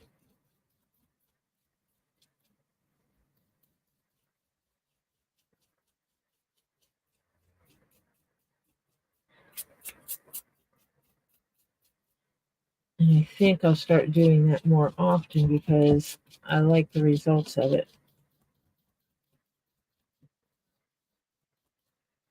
Instead of getting overly confident and thinking I don't need to. I think sometimes doing the simple little things can make a difference.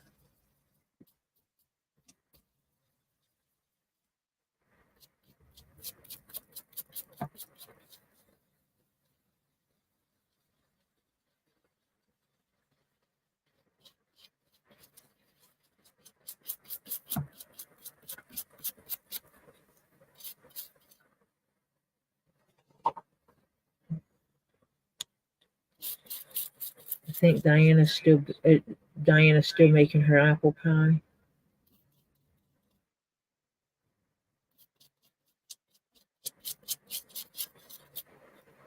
I don't think my neighbors like me enough to make me an apple pie. Even though the one family thinks I'm the dog whisperer. They have like 4 dogs they think are mean. Their dogs got out one day. and I walk outside to go tell them their dogs are out, and I have 4 dogs that got around me. And I just ordered the dogs to stay off of me. I did make sure I kept my neck covered, kept my hands up around my neck, blocking in case one of them tried to jump at me. But I just walked slowly to their door, rang the doorbell. The lady answers the Ring camera, and I tell her dogs are out. And she calls her son, who was actually still inside the house.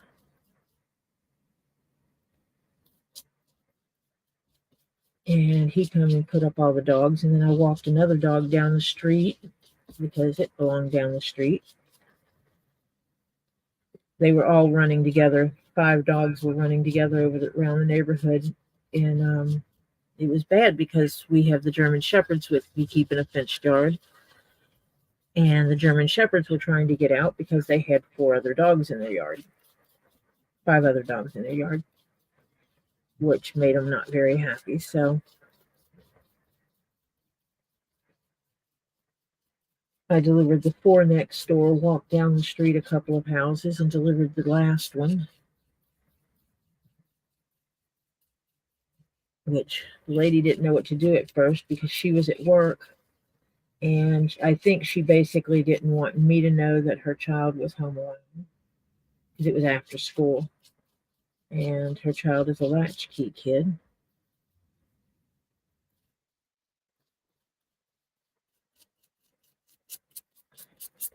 But she told the kid to come to the door to get the dog.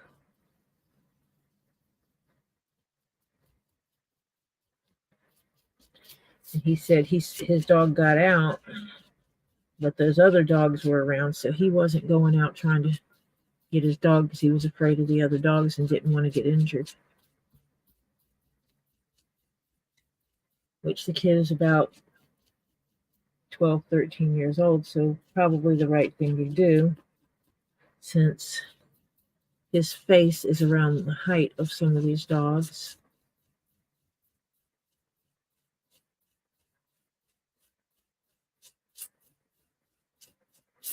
And then the lady next door gets home, and she's standing out there, and she just starts laughing. She goes, "How you doing, dog whisperer?" And I'm like, "I'm not a dog whisperer." She goes, "I saw you with those dogs." I said, "Every time they started barking at me or trying to jump on me, I just told them to get off me and to shut up."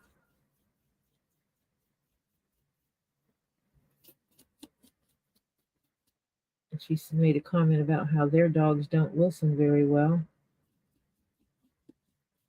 They listen just fine to me.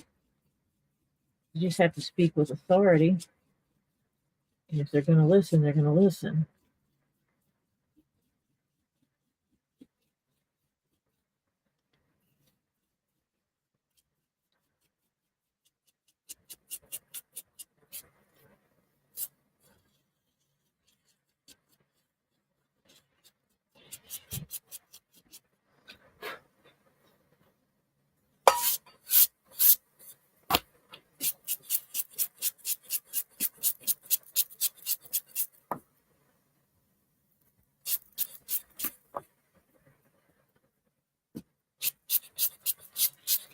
I think I need to get a stiffer bristle brush exclusively for this.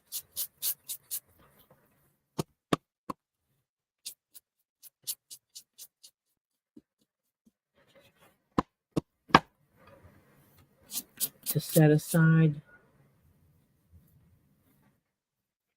Because these toothbrushes I don't think are stiff enough. So it takes longer.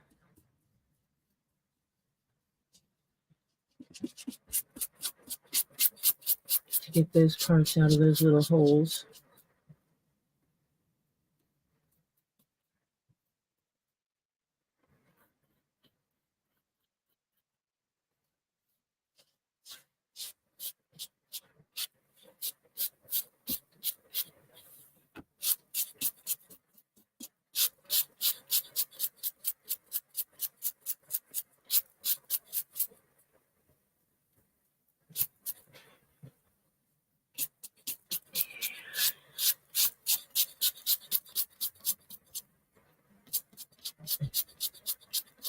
Yay.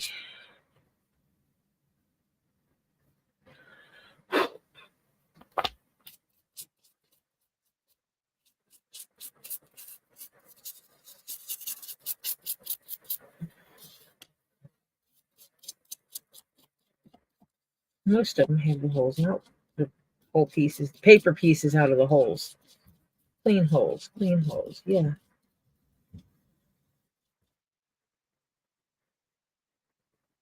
That sounds terrible. I gotta go find supper. I'm hoping someone's cooking supper.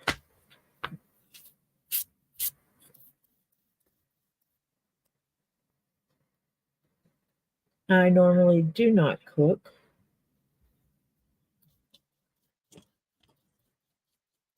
Because I'm the one that does the work.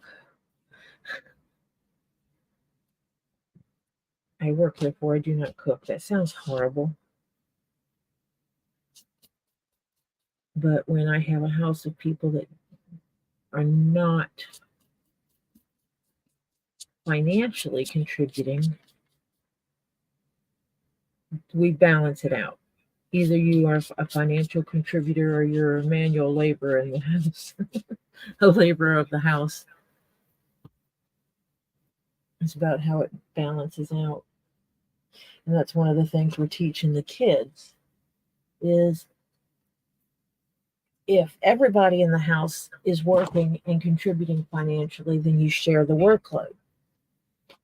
But if only one person's working, then the people that are not working outside the home take care of the home.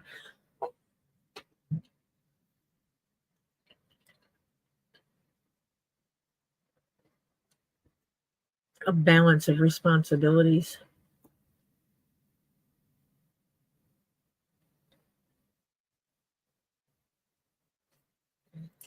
Need not lose my little ruler because I absolutely love this little ruler. The ones that are 1/2 inch wide. I think I did a whole yay about that in the past. And the getting of my little ruler.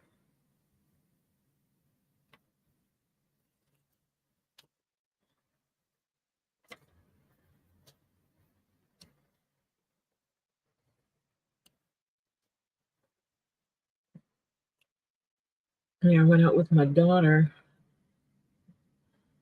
Thursday? Friday. Because she's going to be going to Ren Fair and she wanted to get some stuff for her outfit. I was not going to spend any money. But I failed. I bought fabric with unicorns on it.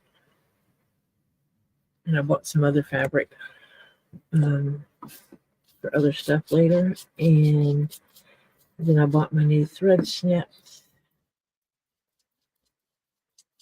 Yeah. I spent money I was not planning on spending.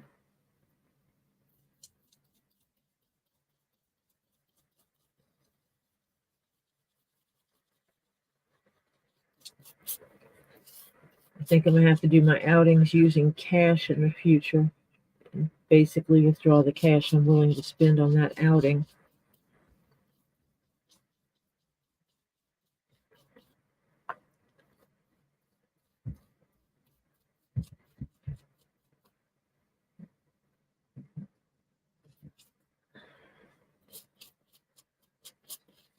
Because the reality was I was not looking for fabric for me. I was looking for fabric for my daughter when I found the unicorn fabric.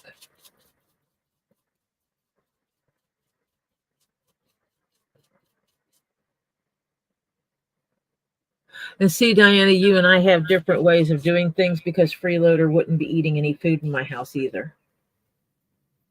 They would not be using anything. They would not have internet service. They would, because I would turn it all off.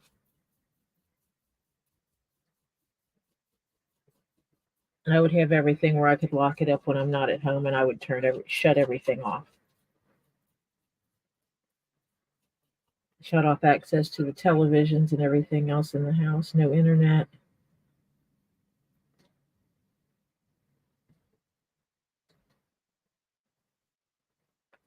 and basically say, here are your terms. Either you learn to do it and do it right, or you need to pony up and pay up.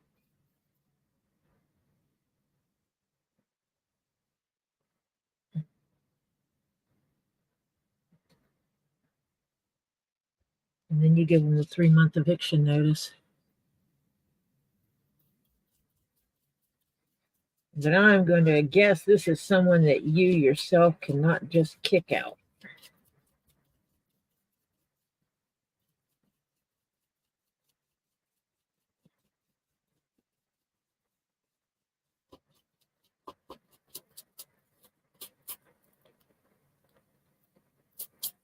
And yes, I have absolutely done that before. I had someone staying at my house. I gave them a certain amount of time to find a job.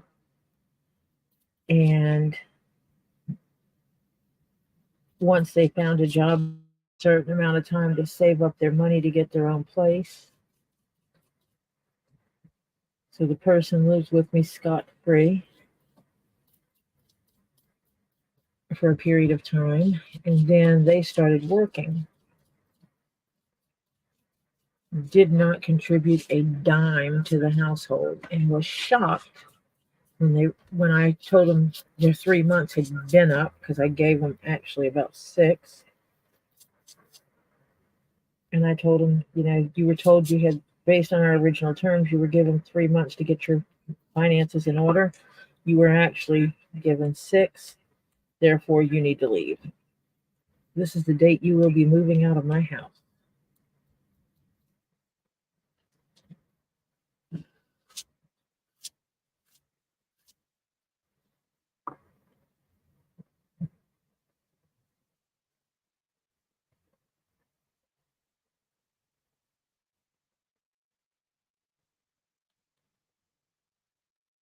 Yeah, see, I couldn't do that. You don't take my stuff.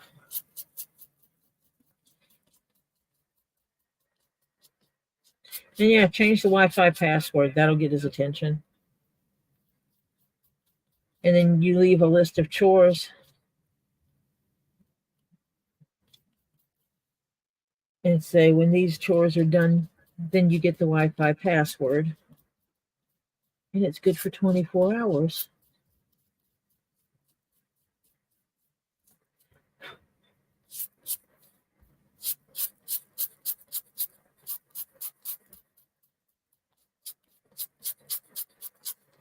You want to act like an ungrateful child, you get treated like an ungrateful child.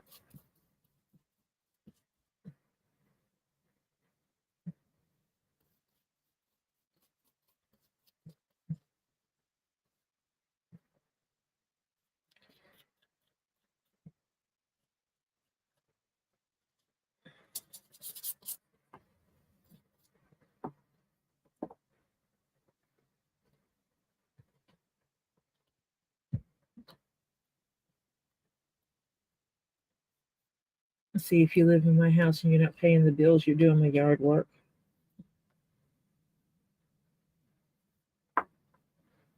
I'm reasonable about things. Actually, I'm not reasonable. I'm a mean and evil bitch.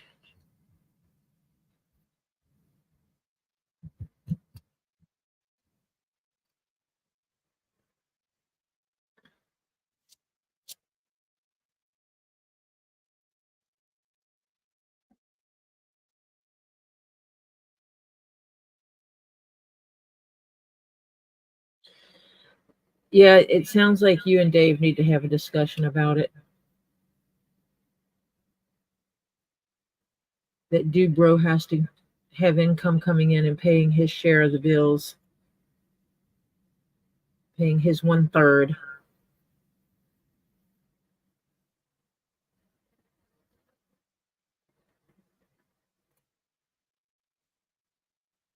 And if he can't do his chores cleaning, then he needs to pay for a maid service to do it.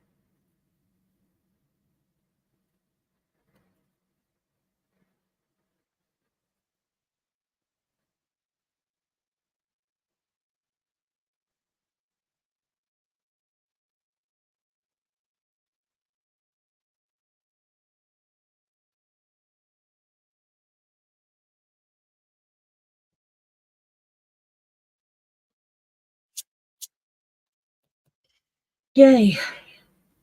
That is part number 4. That is 4 parts of the main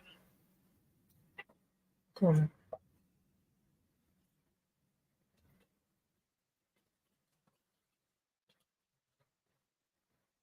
So now we're going to do a test.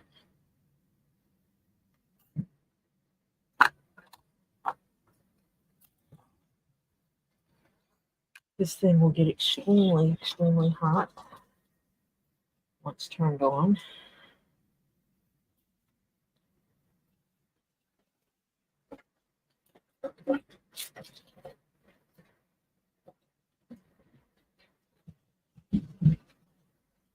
And I would just plug it lovely. Because it has this nifty box.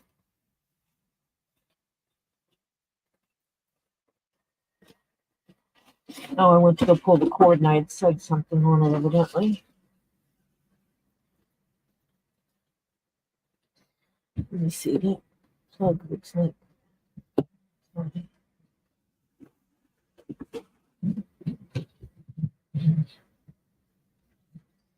it'll be this cord.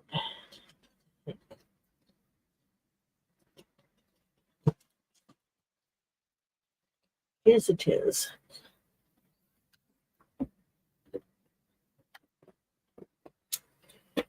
This is an edger.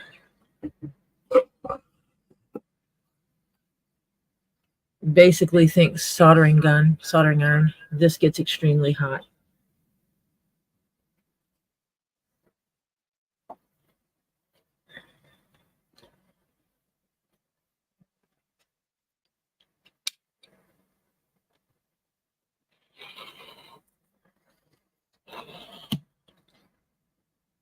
I need to change the blades in this thing. Or find my sharpener. It just beeped at me.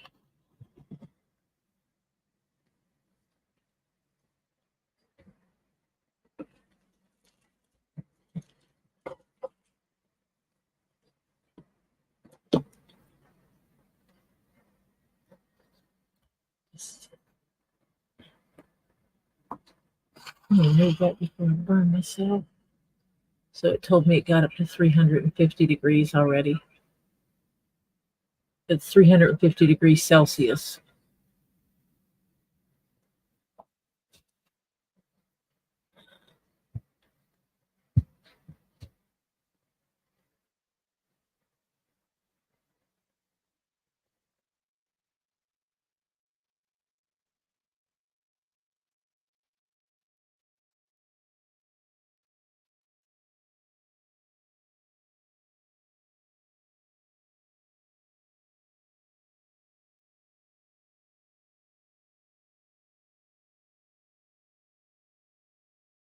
Yeah. I'm glad you and Dave were able to have a discussion about it. Let's see how this works.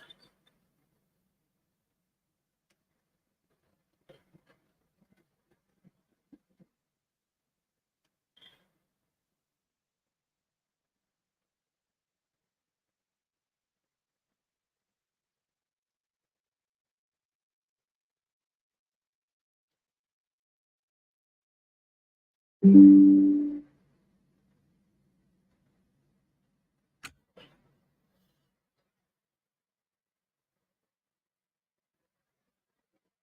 don't know if you can see the difference. Let's see if I can find a piece that looks more ragged.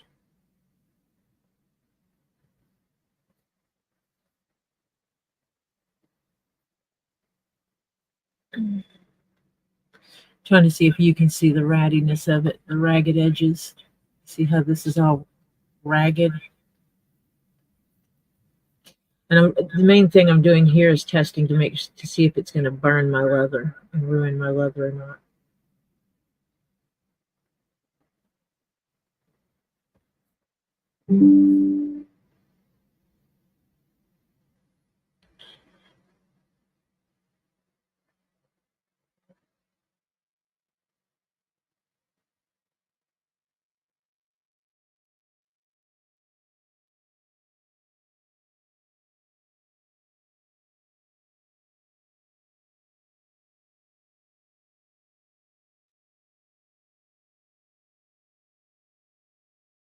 Obviously, I'm doing this in such a way that I'm not going to touch myself with it.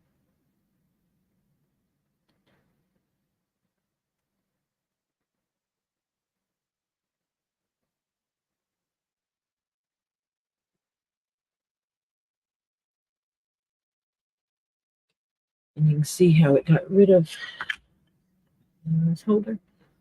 It got rid of all the, whoa, let's not touch it on a piece of paper. Hold on a minute. I had to move the cord out of the way before I set my house on fire.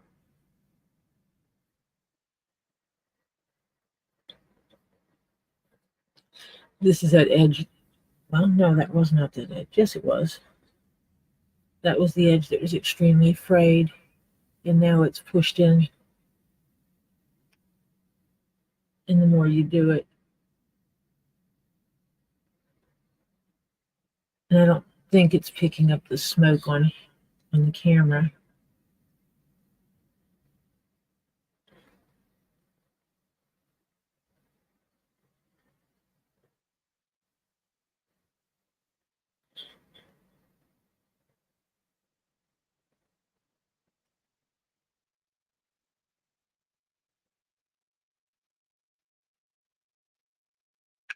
But that tells me that I can use it on this leather and it's not going to mess it up.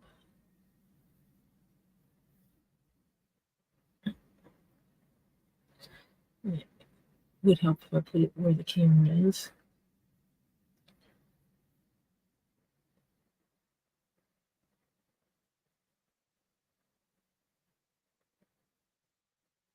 It's basically like ironing it with a very hot iron.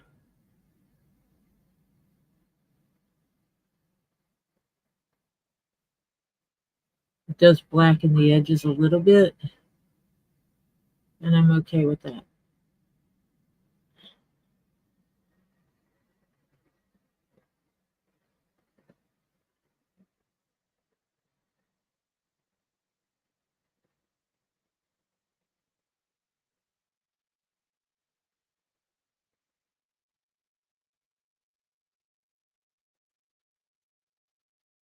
And so that's what I'll be doing to smooth out all those edges. And this is very hot.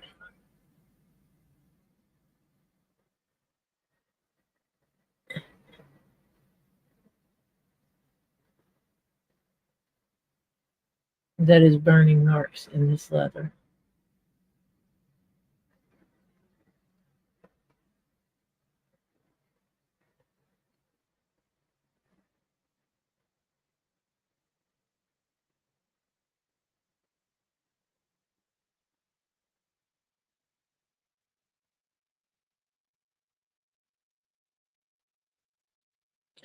Burning layers off of the leather. So, yeah.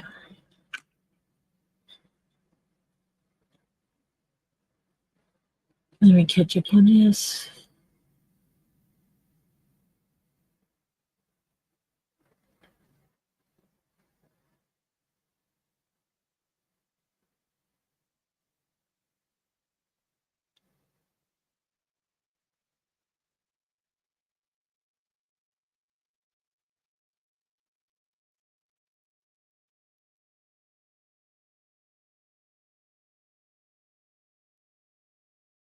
Oh, yeah. No, see, that doesn't cut it for me, especially if he's not buying it.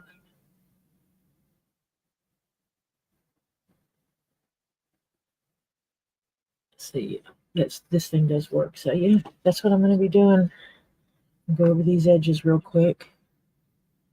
Yeah, we don't do well with lying. And one of my favorite things to say is, you don't like the rules in my house? Leave.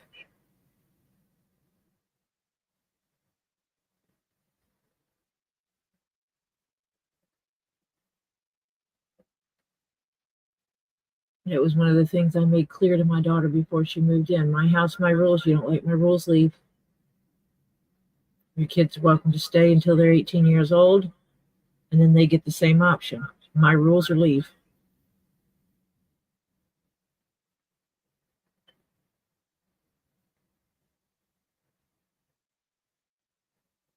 Because Topher did that before he turned 18. He goes, I'm going to be turning 18, and you're going to have to find someone else to do this and do this and do this. And I said, oh, you're paying rent now?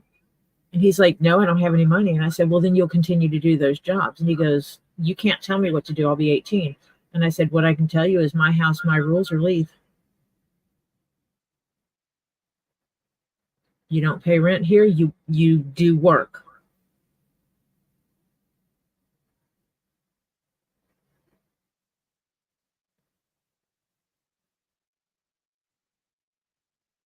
And explain to him that taking out the trash has value. There's a dollar amount attached to it when you don't pay bills. You're not paying all the bills.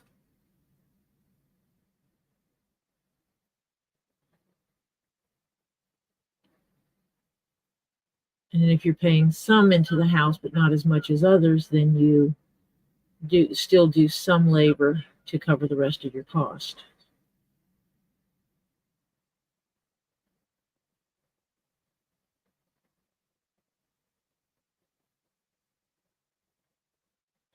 So the value of what you contribute works out to be approximately even.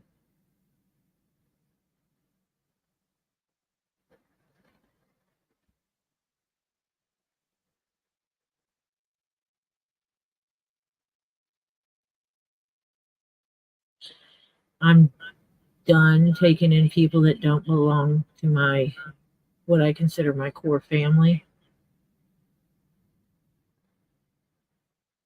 I have done that multiple times. I let someone stay with me temporary after they had surgery, and they no longer talk to me because they think I'm rude and inconsiderate, because during COVID, I did not check in on them multiple times to make sure they were okay. They checked on me exactly 0 times during COVID, but that was okay. I should have reached out and checked on them, but it wasn't their responsibility to check in on me. So it was kind of one-sided.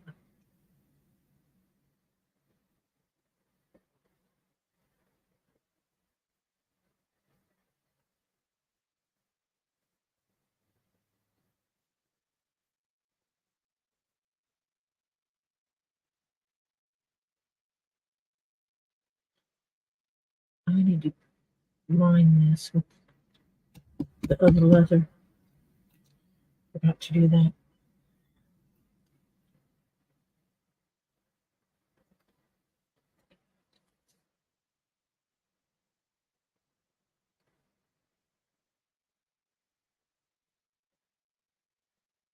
Yeah, if he was keeping the house clean and your meals were cooked every night when you guys are working, he would be paying his share of the equity in sweat equity.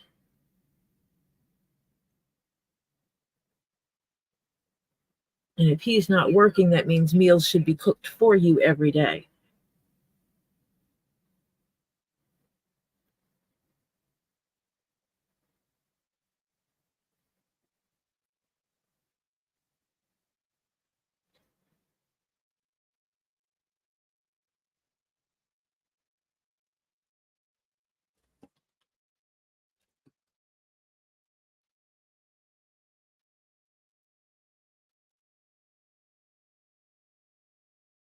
And if people run their house different than what I'm saying, I'm okay with that. That's your house, your rules.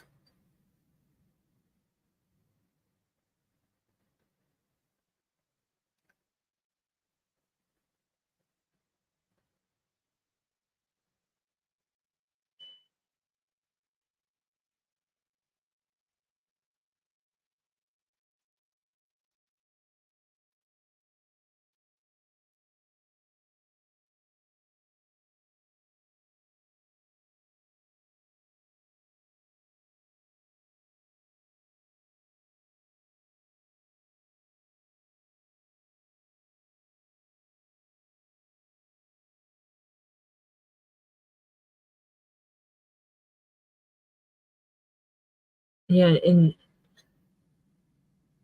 when I buy something for a specific project, cake icing for cake, making a cake, and I go to make said item, and part of what I needed for it is gone. I get a little irritated.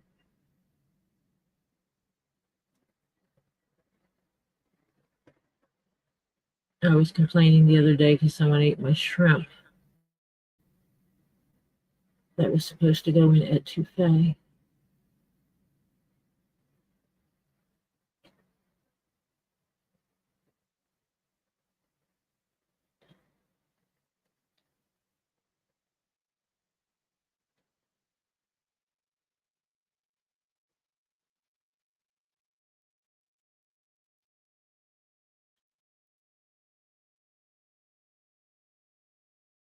Yeah, but I would do shit like change the password to the internet because I'm a petty bitch.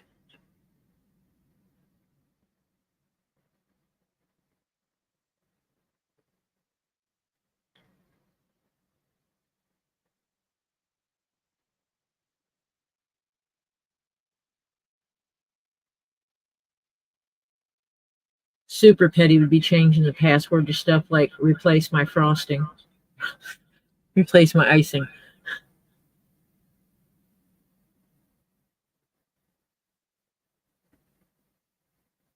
pay bills,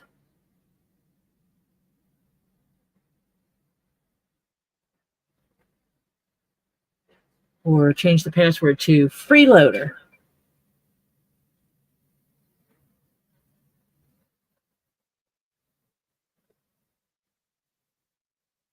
On mine, I can set up different channels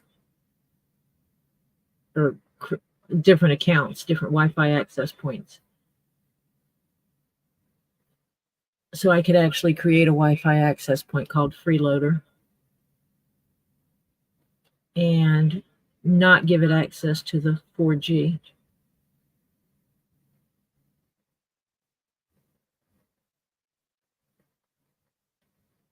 Limit what kind of access it has.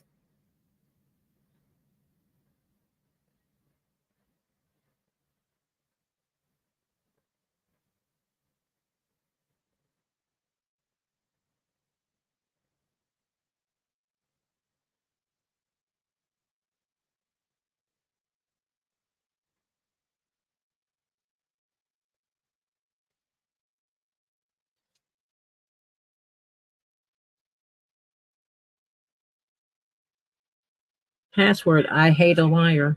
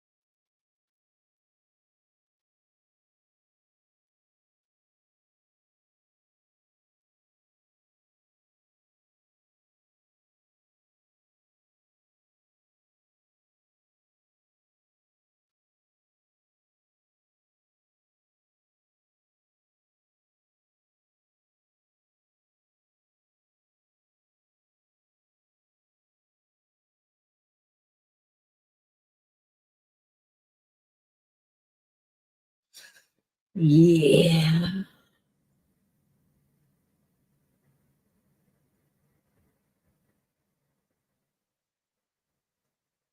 We don't leave alcohol out in the open because we have teenagers.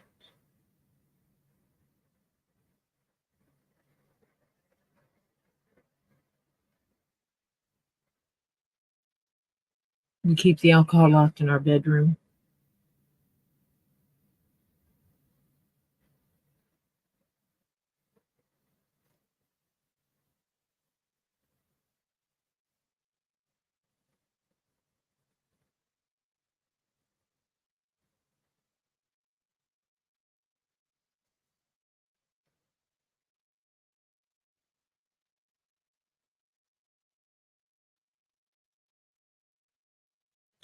We absolutely rarely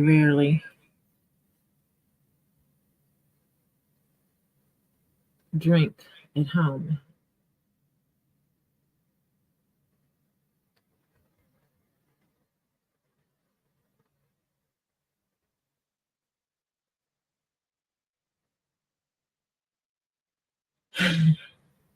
That's funny, Diana.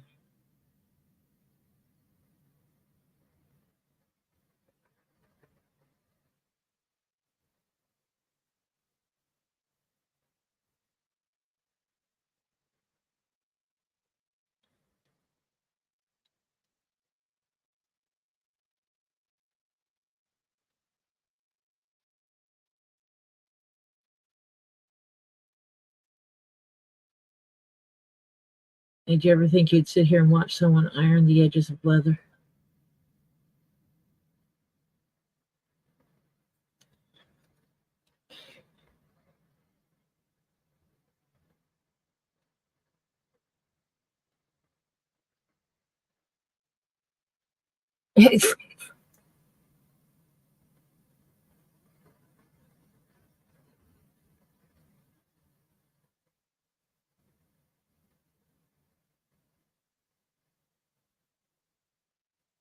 It's when you have to get the ring cams that you put in the house and start installing them around. And when you ask what you're doing, go, well, someone's taking stuff, so we need to find out who it is.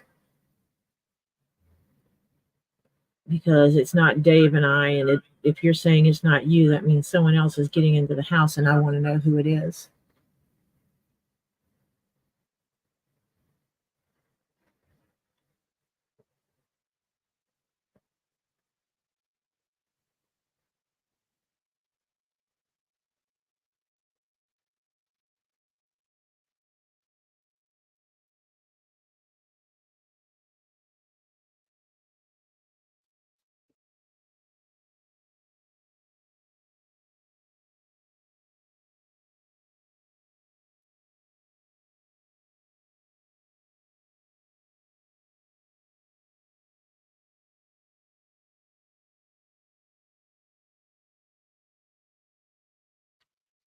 Okay, I need to go up a little bit. No, it went to sleep. That's why. I was wondering what's going on.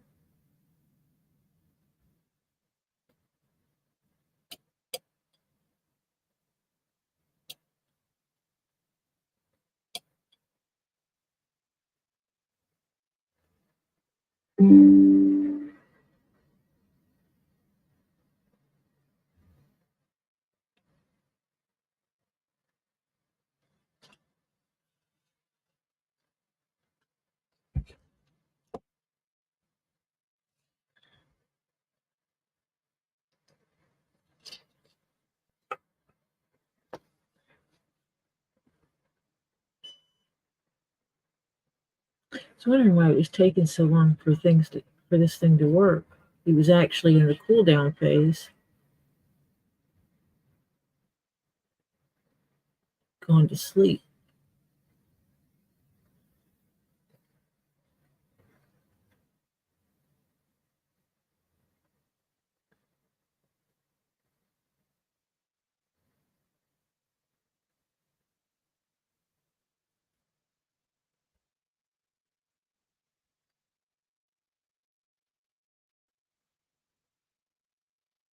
Because some people think if you ask them if they did it and they tell you it wasn't them, then you're going to think it was the other person in the house, even if they know you asked the other person in the house already. It throws a shadow of doubt on their own self.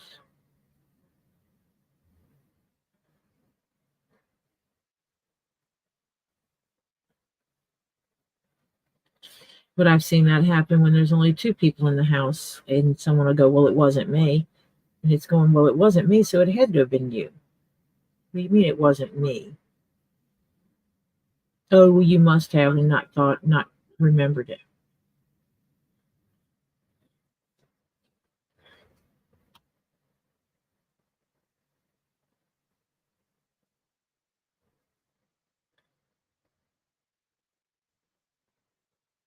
And you can't seriously think that you would just automatically think it was Dave after he told you it wasn't him.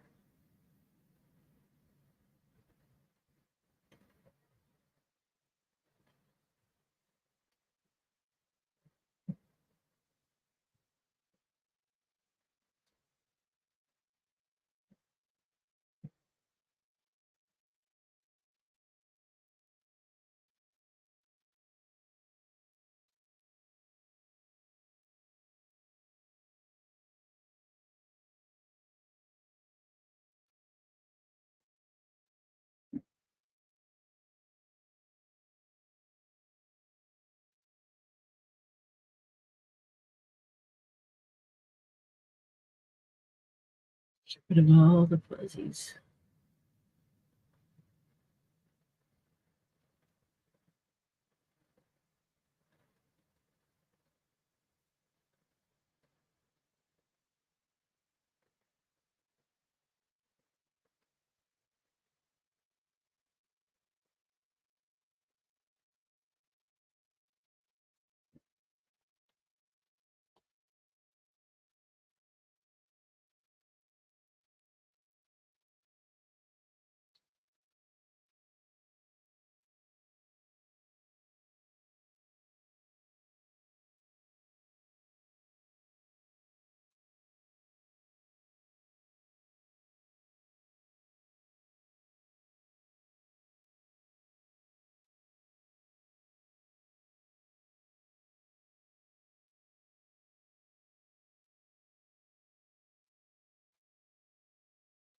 There.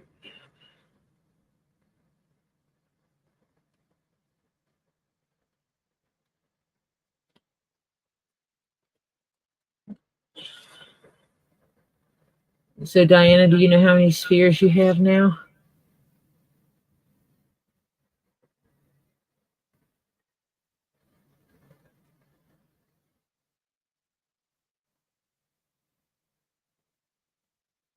If you have a lot of those mini spheres, a marble cabinet works well. One made for antique marbles. They make display cabinets for marbles. Works great with the mini spheres.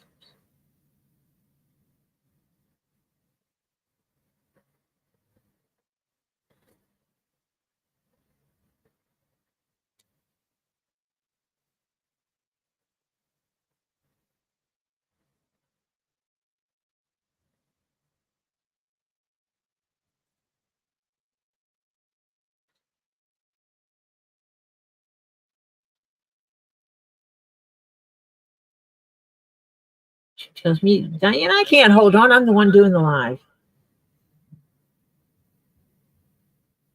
Hold, please.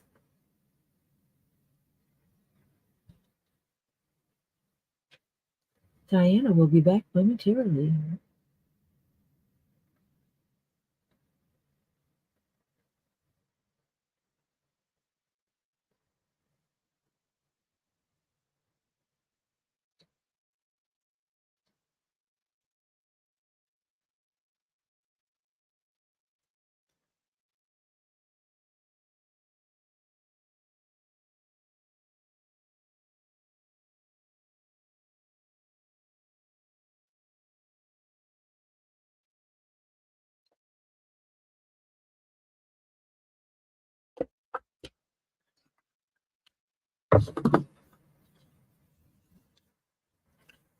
That feels better.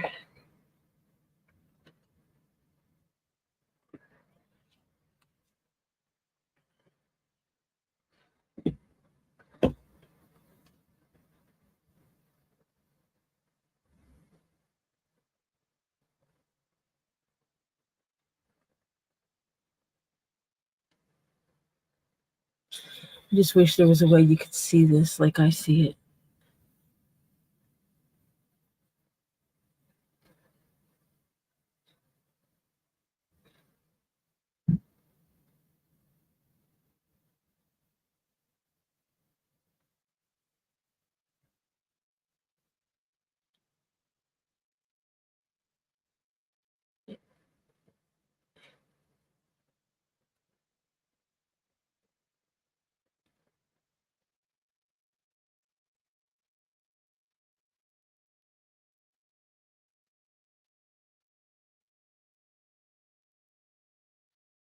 And it makes it smooth.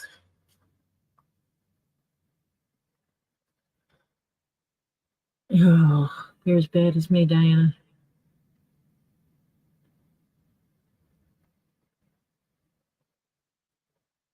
I was in the app. I got over 1,400 pieces that I've cataloged.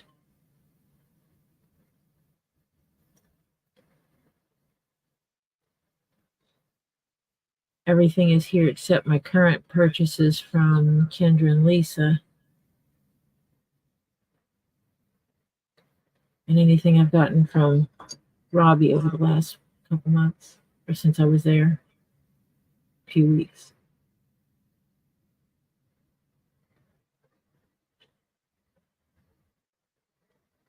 And I do stuff like I have the 8 blue tiger's eye cabochons, and I only catalog them under one number. I have 2 large tiger eye cabochons, and they go under the same number. So it doesn't count. I'm not counting individual items with it. All amethyst tumbles count as one. All citrine tumbles count as one.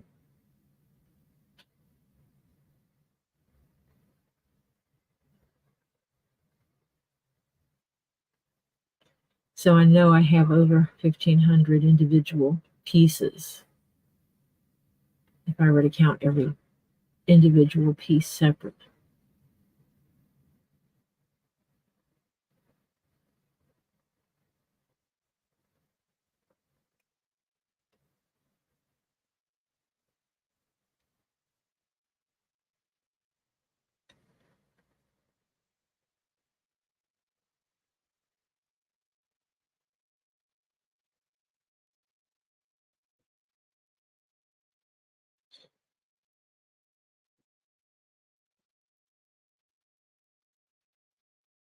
And I have a lot of spheres. I have a lot of towers. I'm in the process now of trying to get some raws.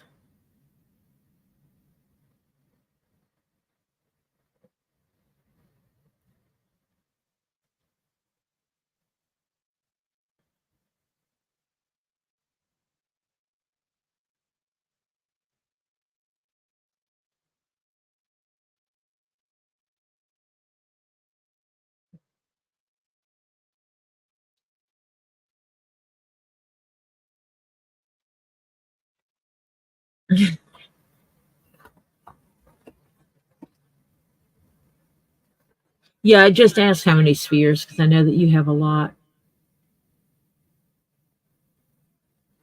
If you have a lot of those mini spheres, the ones that are no bigger around than your thumb, they sell cabinets for displaying antique marbles in, and those work well because they have indents in them.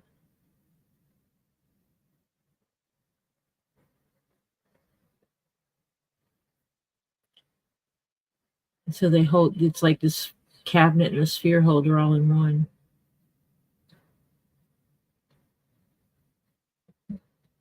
I have one of those up on my wall right now full of mini spheres. I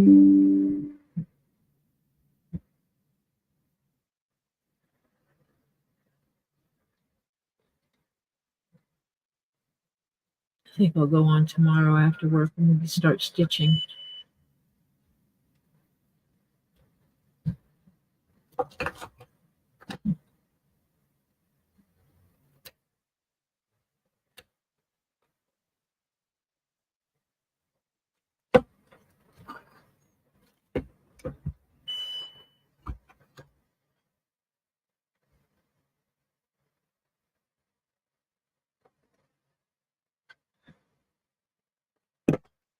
It only gives you a certain amount of time before it resets.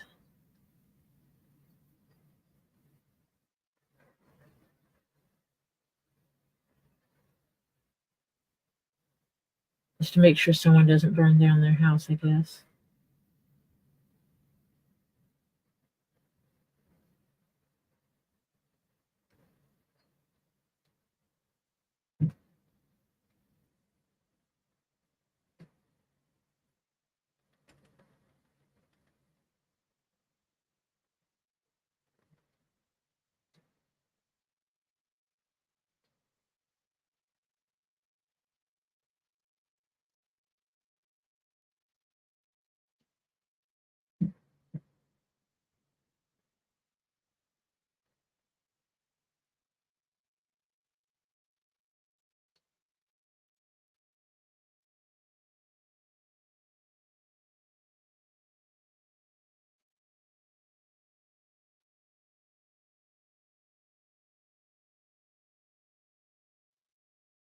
Our cats don't mess with things that are on the walls.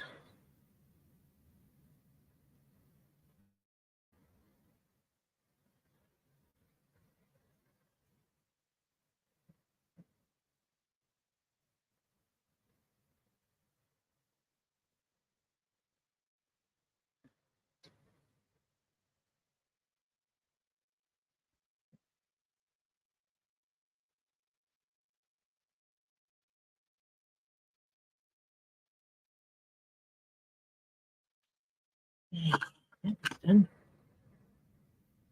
that one was easy. Nice straight edges.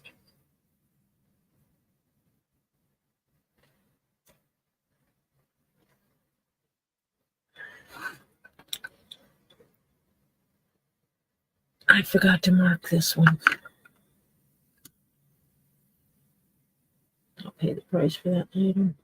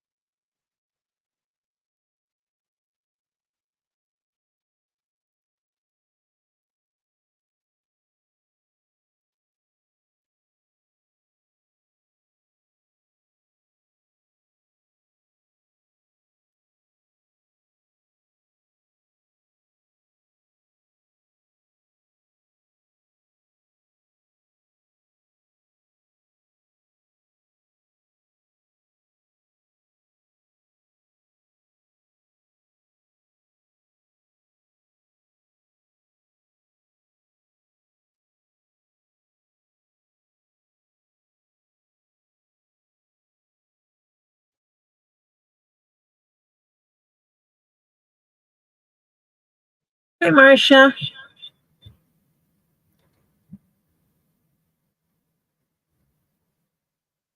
Shame on you, Marcia, having life and all that kind of stuff. Don't you know I'm the only important thing on earth? Uh-huh.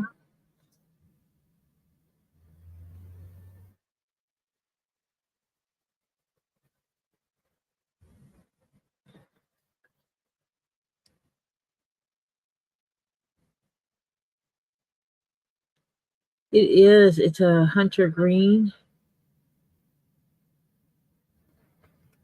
I'm making this hat, and I have one other hat to make from this leather. Actually, a garrison cap.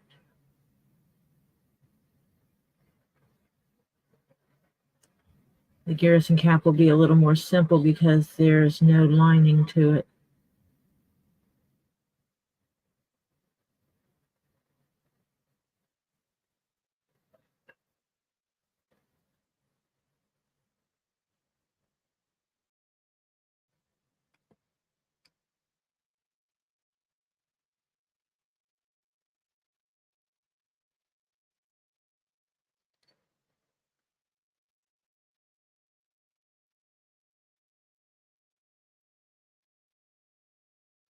Ah,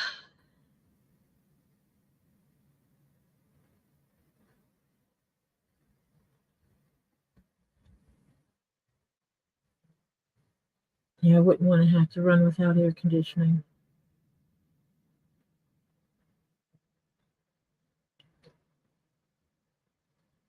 And right now, if mine broke, it would stay broke because Lord knows I can't afford to get it fixed.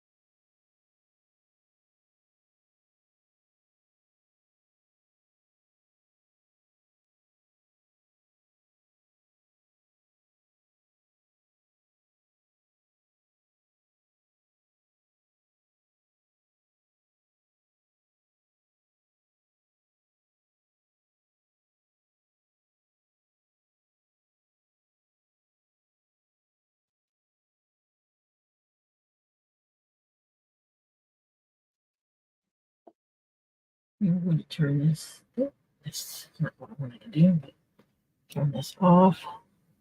And I actually unplug it in addition to turning it off. And then I let it cool.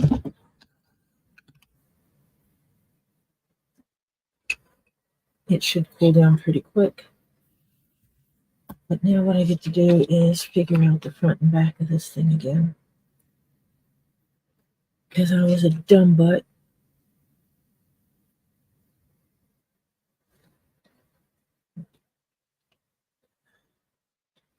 And pulled my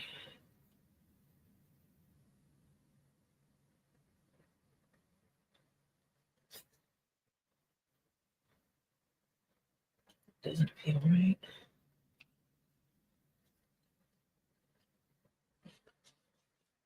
I think that might be center. Let's see.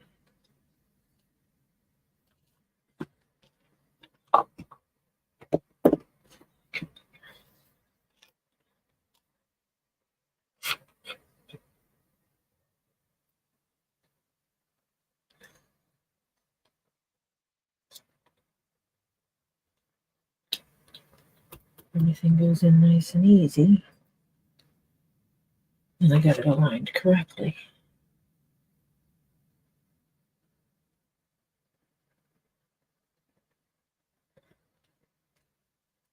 And I don't know why I keep forgetting. I just dropped a needle on the floor.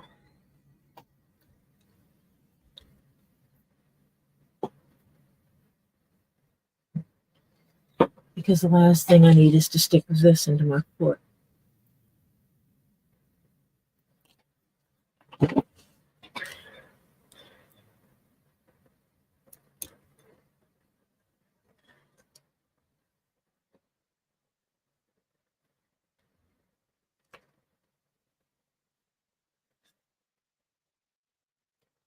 Okay, that does fit right into all those holes.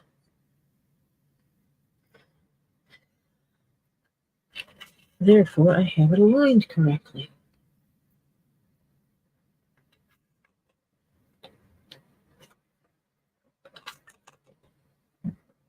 Now I need a piece of thread.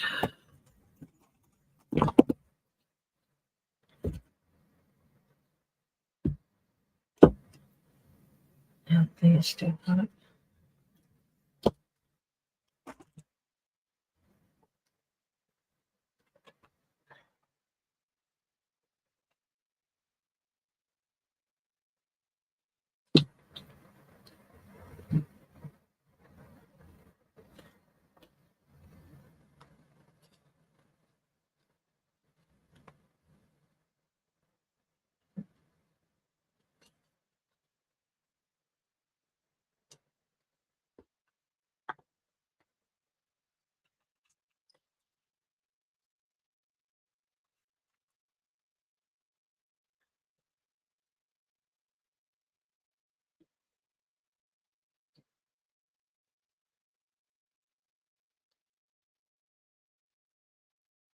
I'm going to start bending this one.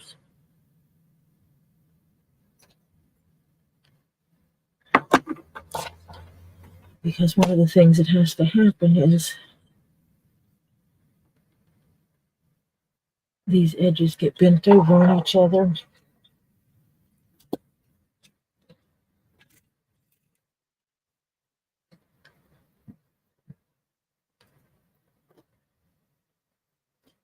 So if I pre-bend this,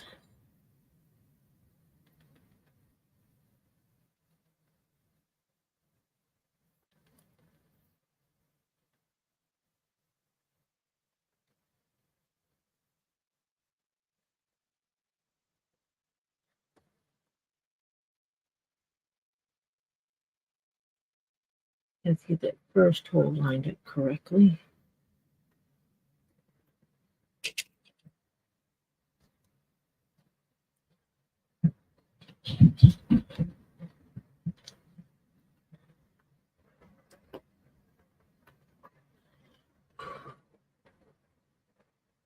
Yes, our holders.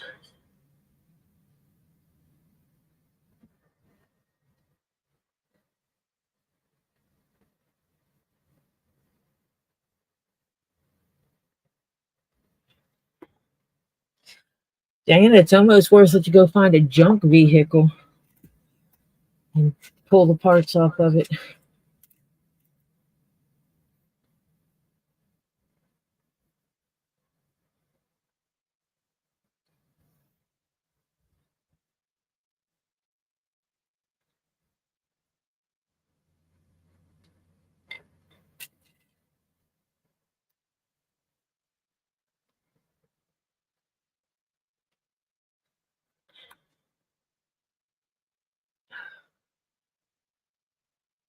So this will start folding this fabric,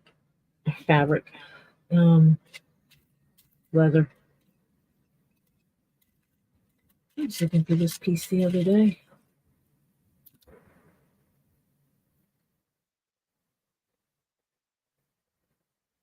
I need another tray to dump things in, and I don't have one handy.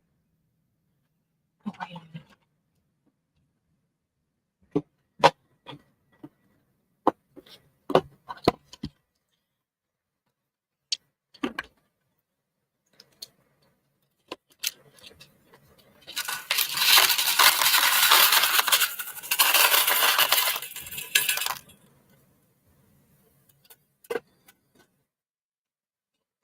I'm going to do this really weird.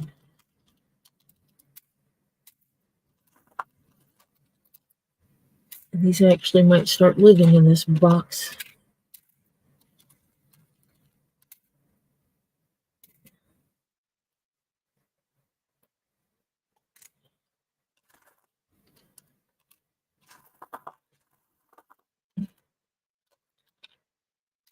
When I start digging in here, trying to separate these, I wind up stabbing myself.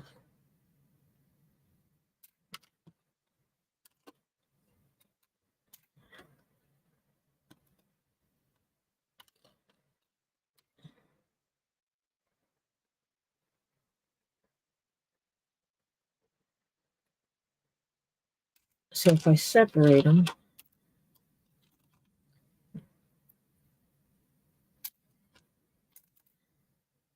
I can put them in these containers.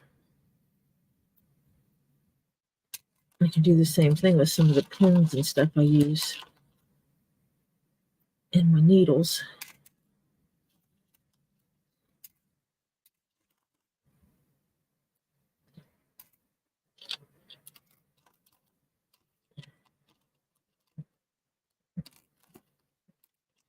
You know, these things look so simple, and you never realize how something so simple could be a life changer or a game changer with your work.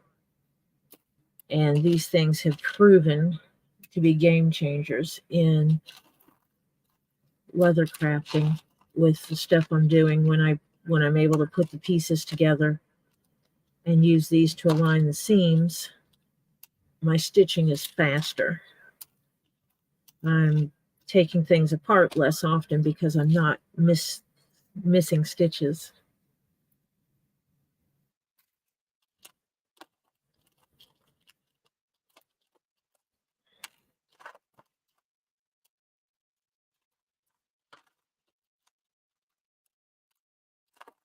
Separating short from long. I'm using the shorts on this, what I'm doing right now.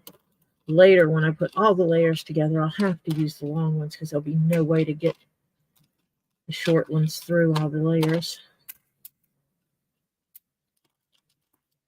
Separating these now will speed up my process.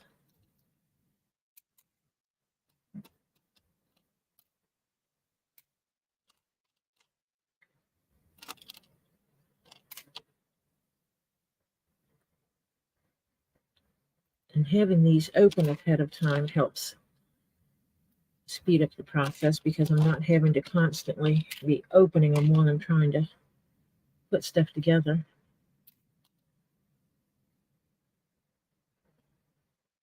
This is an officer style hat.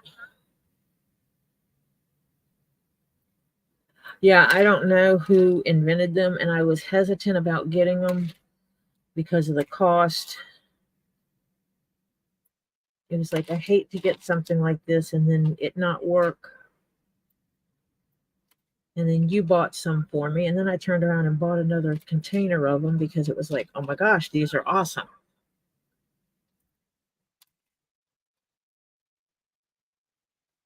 More of them means I can set up bigger projects.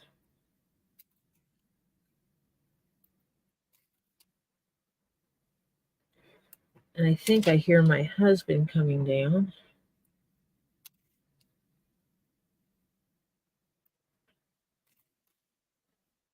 Because my husband is awesome and he's given me a taste of something.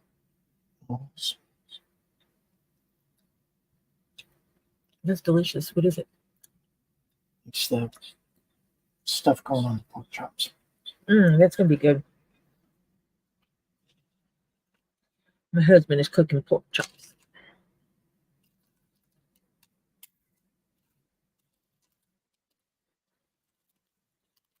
Let's see if I can do this without stabbing one of them under my nails. I've done that before. Hi, Jennifer.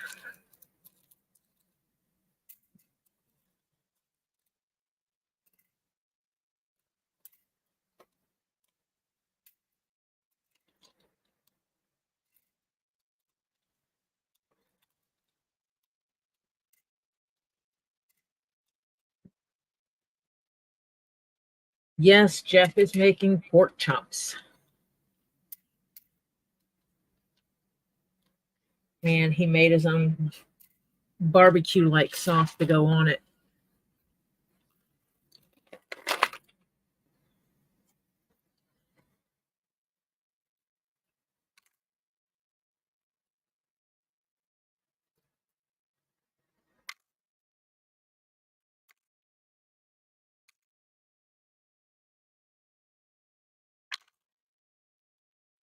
And this would give me plenty enough room to get more of these later on if I want to. And I just dropped one in the floor. Because I'm bound and determined to drop things in the floor so that I can step on them.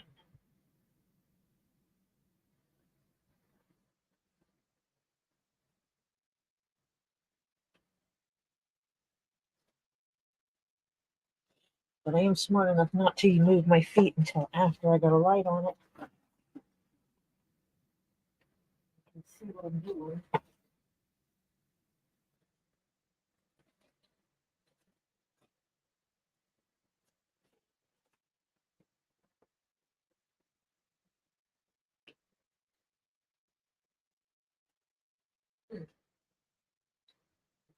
The apron little thing.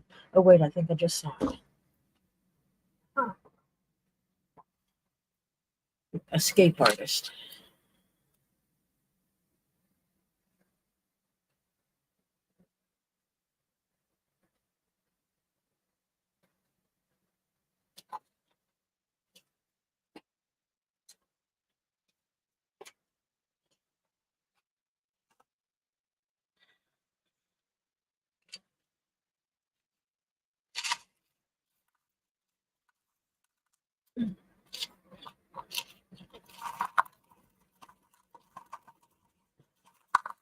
Out.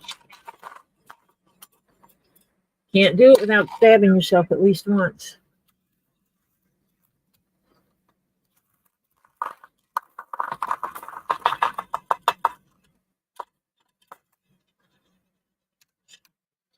Now they have their own little house. And there's room for me to put other things. And I do have like a whole container of needles. I was just looking at it the other day.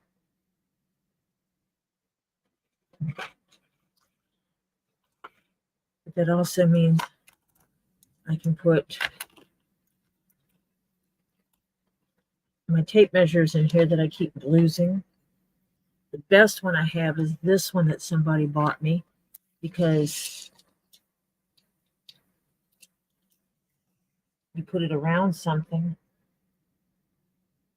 I'll show you how this works.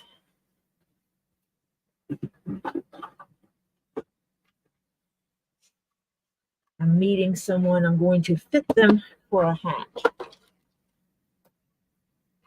So I take this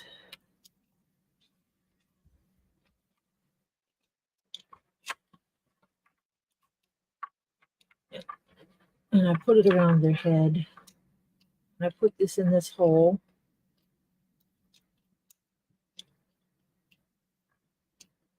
And then I push this button.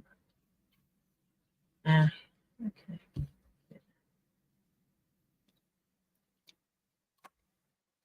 It automatically tightens it.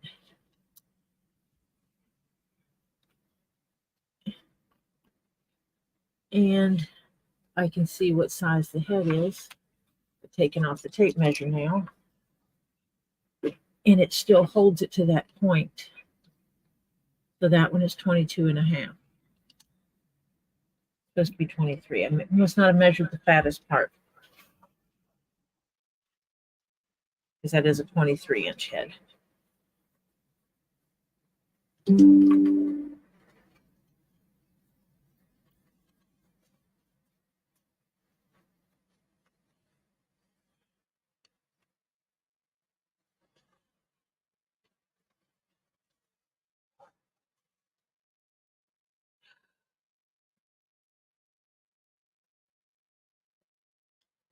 Oh, wait, that's a 2-inch.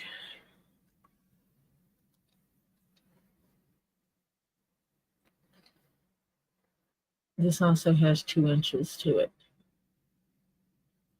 So that means it's measuring this head at 22, 23, 24 and a half. That's not right.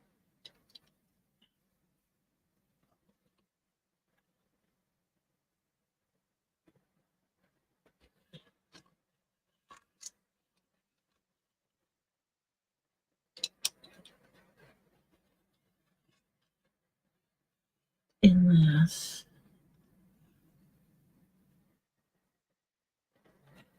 where the heck is it measuring it at 21 then?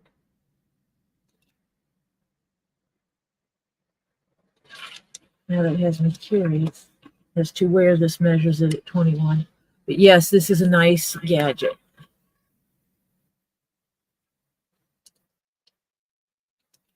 And see, my ADHD got in the way because now I'm digressing as to how the heck they're measuring this at 23 inches when I measured it. But larger than that. Might have to measure all my heads now and make sure that they are the size they say they are. But anyway, I digress. Back to my nifty container of things. Let me see. Feeling this hot thing. It's still too hot to grab and hold, but not hot enough to catch the house on fire. So we will move this.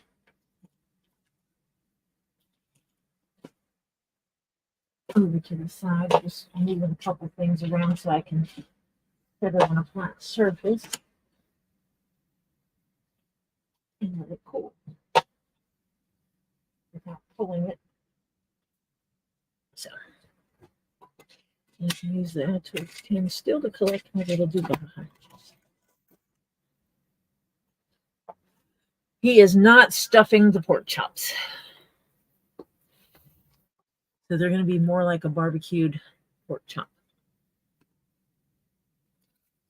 But I do love when he makes the stuffed pork chop. We'll sometimes get the thick cut pork chops. And he will slice them in half and stuff them with a yumminess.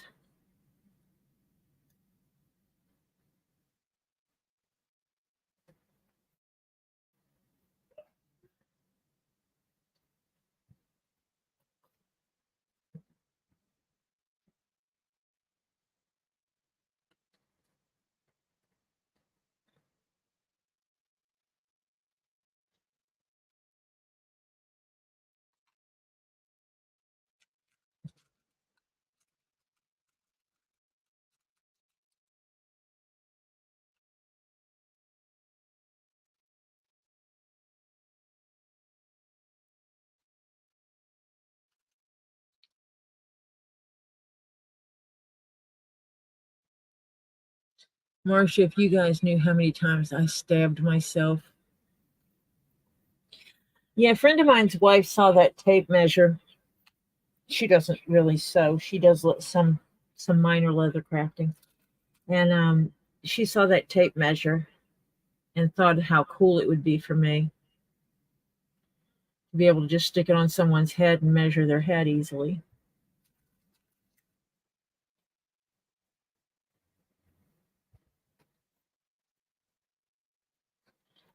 That means I have to check that against my other tape measures.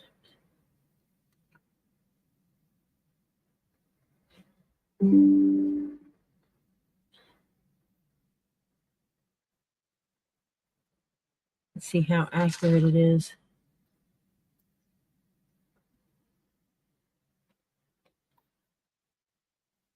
Because obviously accuracy in measuring is an important thing. They're doing okay. Lily and Topher are out doing her homework assignments.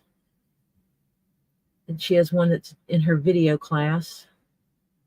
So they are out doing that. Ollie is upstairs. Oliver's upstairs doing something.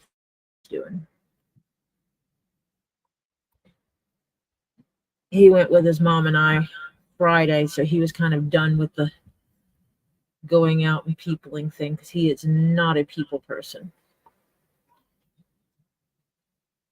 He doesn't like people. He gets along well with people.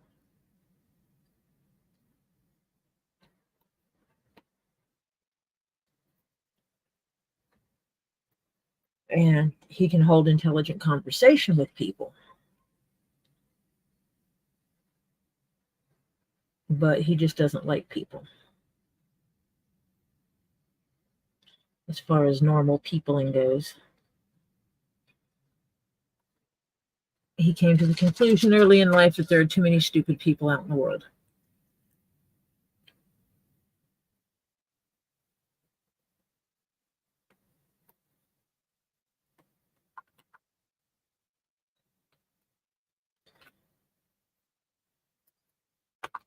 What time is it?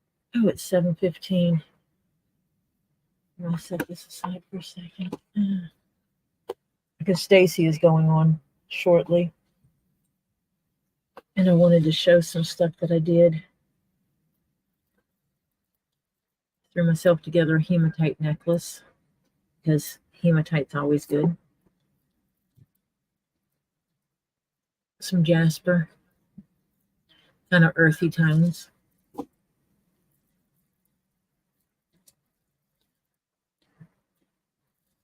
And a necklace I made to go with an outfit I have. And I made the bracelet and earrings to match.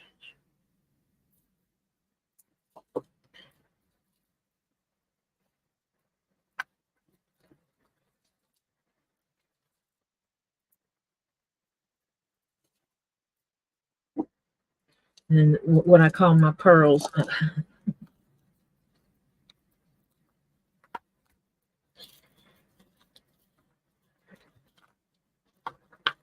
I had gotten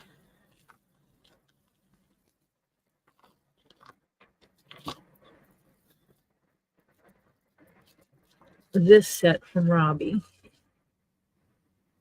A nice long strand of amethyst. Well, I had some amethyst beads. So I decided to make a second strand, but put the dividers between them to create a different look. So I can wear this, or I can wear this, or I can wear them together because, you know, they're both amethyst.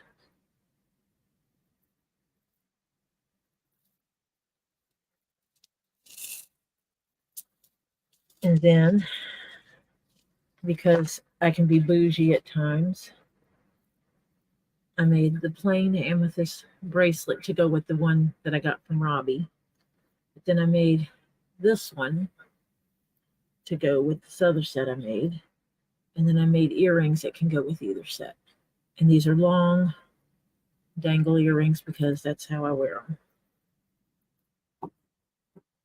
And then I have this amethyst bracelet that I got from Robbie.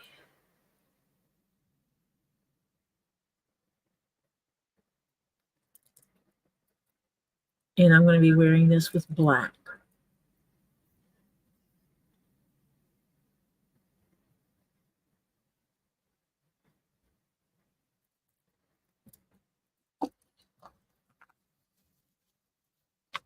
So I'll wear these as a double strand. I won't wear them triple. I'll probably just loop them over like this.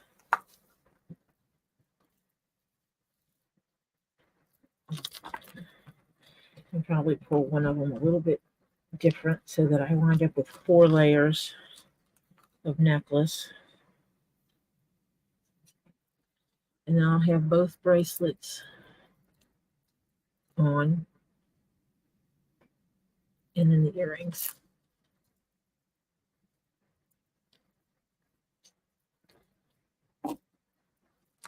So yeah, this is what I do in my free time. I don't do any of the fancy beading like Kendra does, but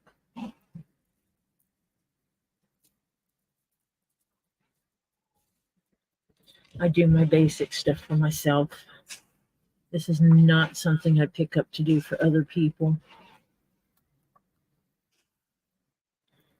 because it's time consuming.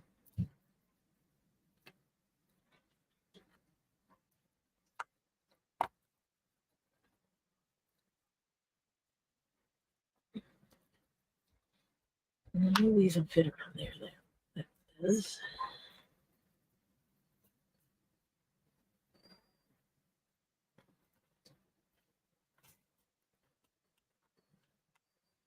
Those straps will fit around all the amethyst.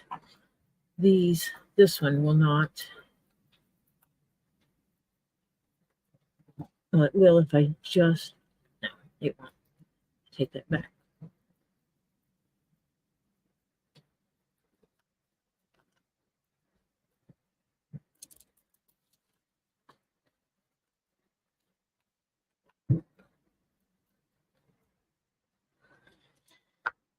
I need to make another one of these cases. I like this. So I think I'll make me one in leather.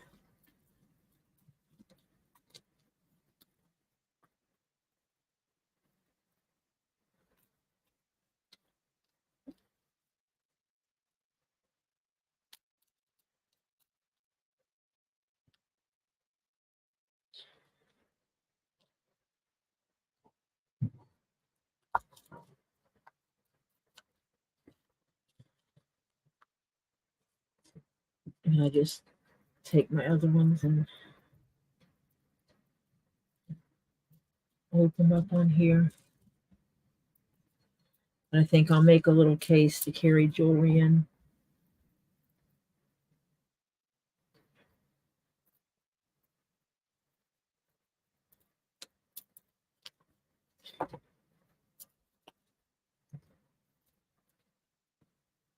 Maybe I'll make something like this out of leather and put unicorn fabric in it.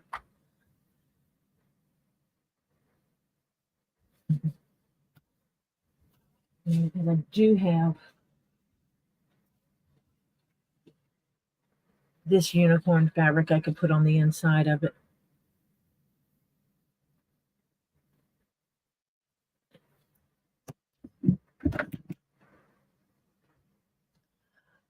It's black light reactive.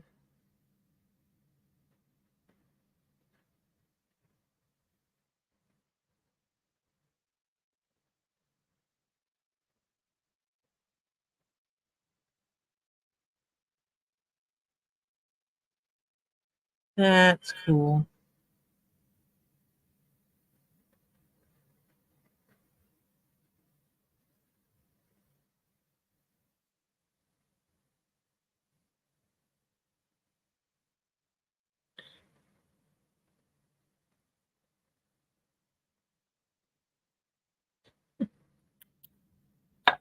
That's cool. I don't have gold. I have silver.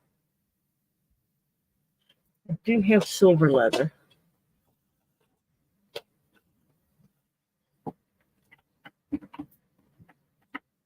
That might be a bit bougie though.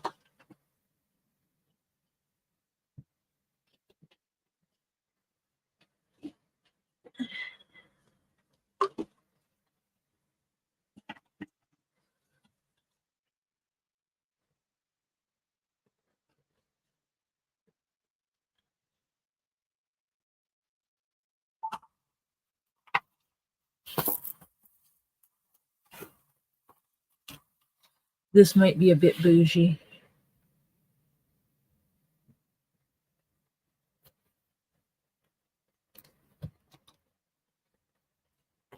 I don't know, that might look pretty.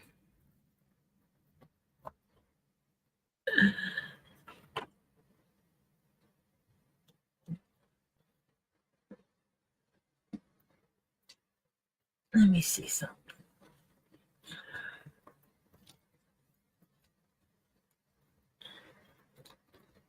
No, I don't like that silver. It's too much. Maybe silky fabric, but not this shiny leather. It's too much.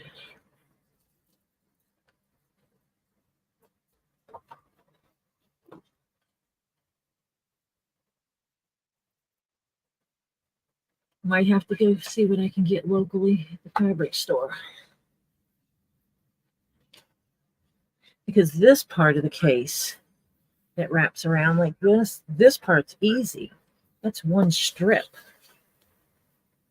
And you do the part here to make it crease. It's easy to use the thing and it cuts out a thin layer of the leather from the underside and it'll allow it to bend easier.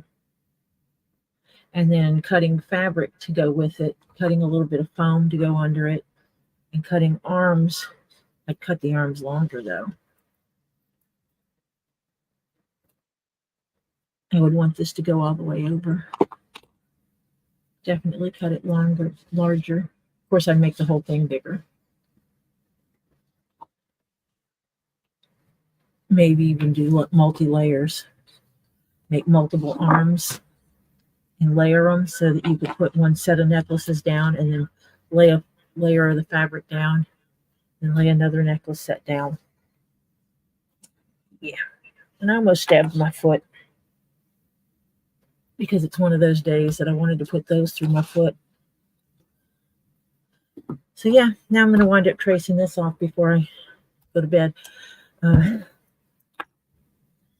So I'm going to go ahead and get off of here since Stacy is going to be starting her live soon. Before I get off, I'm going to do my normal advertising of the people's Tuesdays and Thursdays between 9:30 and 10ish.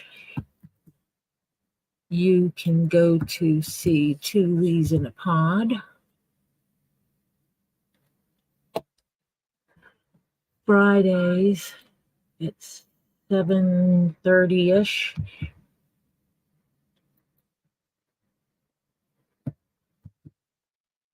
You can find us at Get Swamped on his live. My Amazon wish list is actually in the description of the video, but I will add it here because it was requested.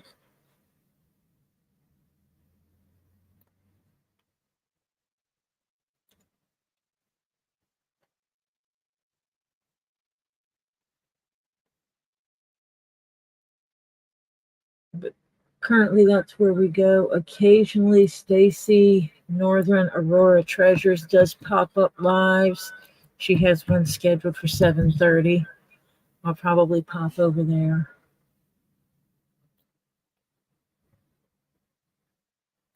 Sometimes we would go to Rosie's Randoms Treasures, but since she has been injured, she has not been on much. She's only gone on live once. But there's no harm in going over and subscribing. And on many of the channels, you will find one of the mods who helps keep the auctions in line is Flutter Yo. I appreciate everybody stopping by. I'm going to go ahead and finish pinning this up and see if I can get some pressure on this to make it stay in place better, so that tomorrow, after I get off of my day job, I can work on stitching. The piping that we did earlier will go here between this piece and the next piece. And that's why I haven't started stitching yet, because I needed to get that stuff done. And the piping should be dry now. It is sitting here just kind of curled up, but it will sit here.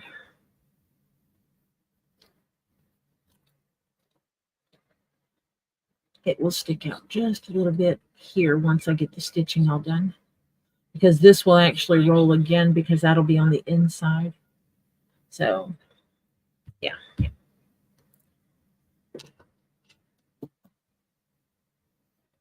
That'll be, yeah, because this is the very top. So no, that's right. This will stitch right here.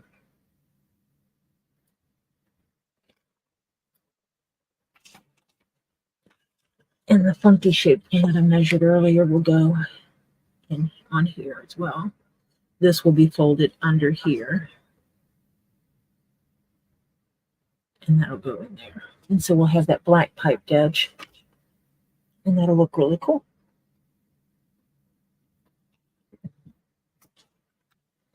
So I'm going to go ahead and finish pinning this and trying to make shape out of that. I'm also going to back this with some black leather, because I need it to be stiffer for the brim.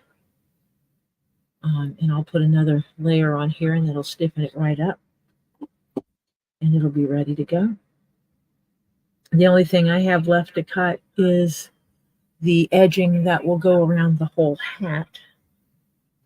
It'll go around here, and then it'll go around the entire bottom of the hat as well, to keep it a nice clean look.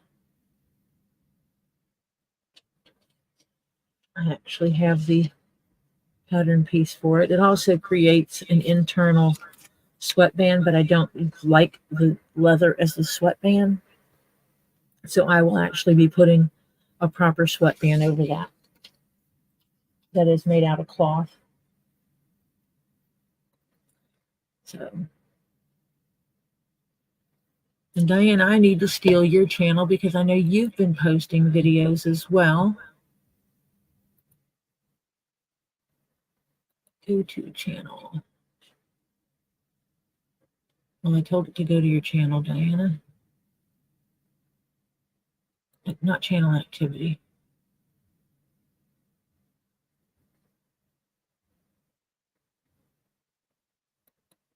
Beth, I'll probably go on tomorrow.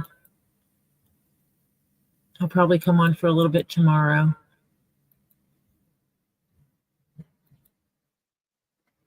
And let me add Diana on here.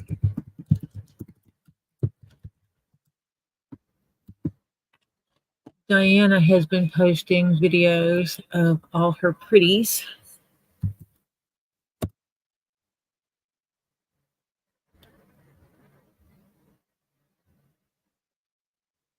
And I will talk to you all probably tomorrow. I think I need to get back in my routine of being on here and sewing stuff together. It makes me happy. So I will see you all hopefully tomorrow. Bye for now.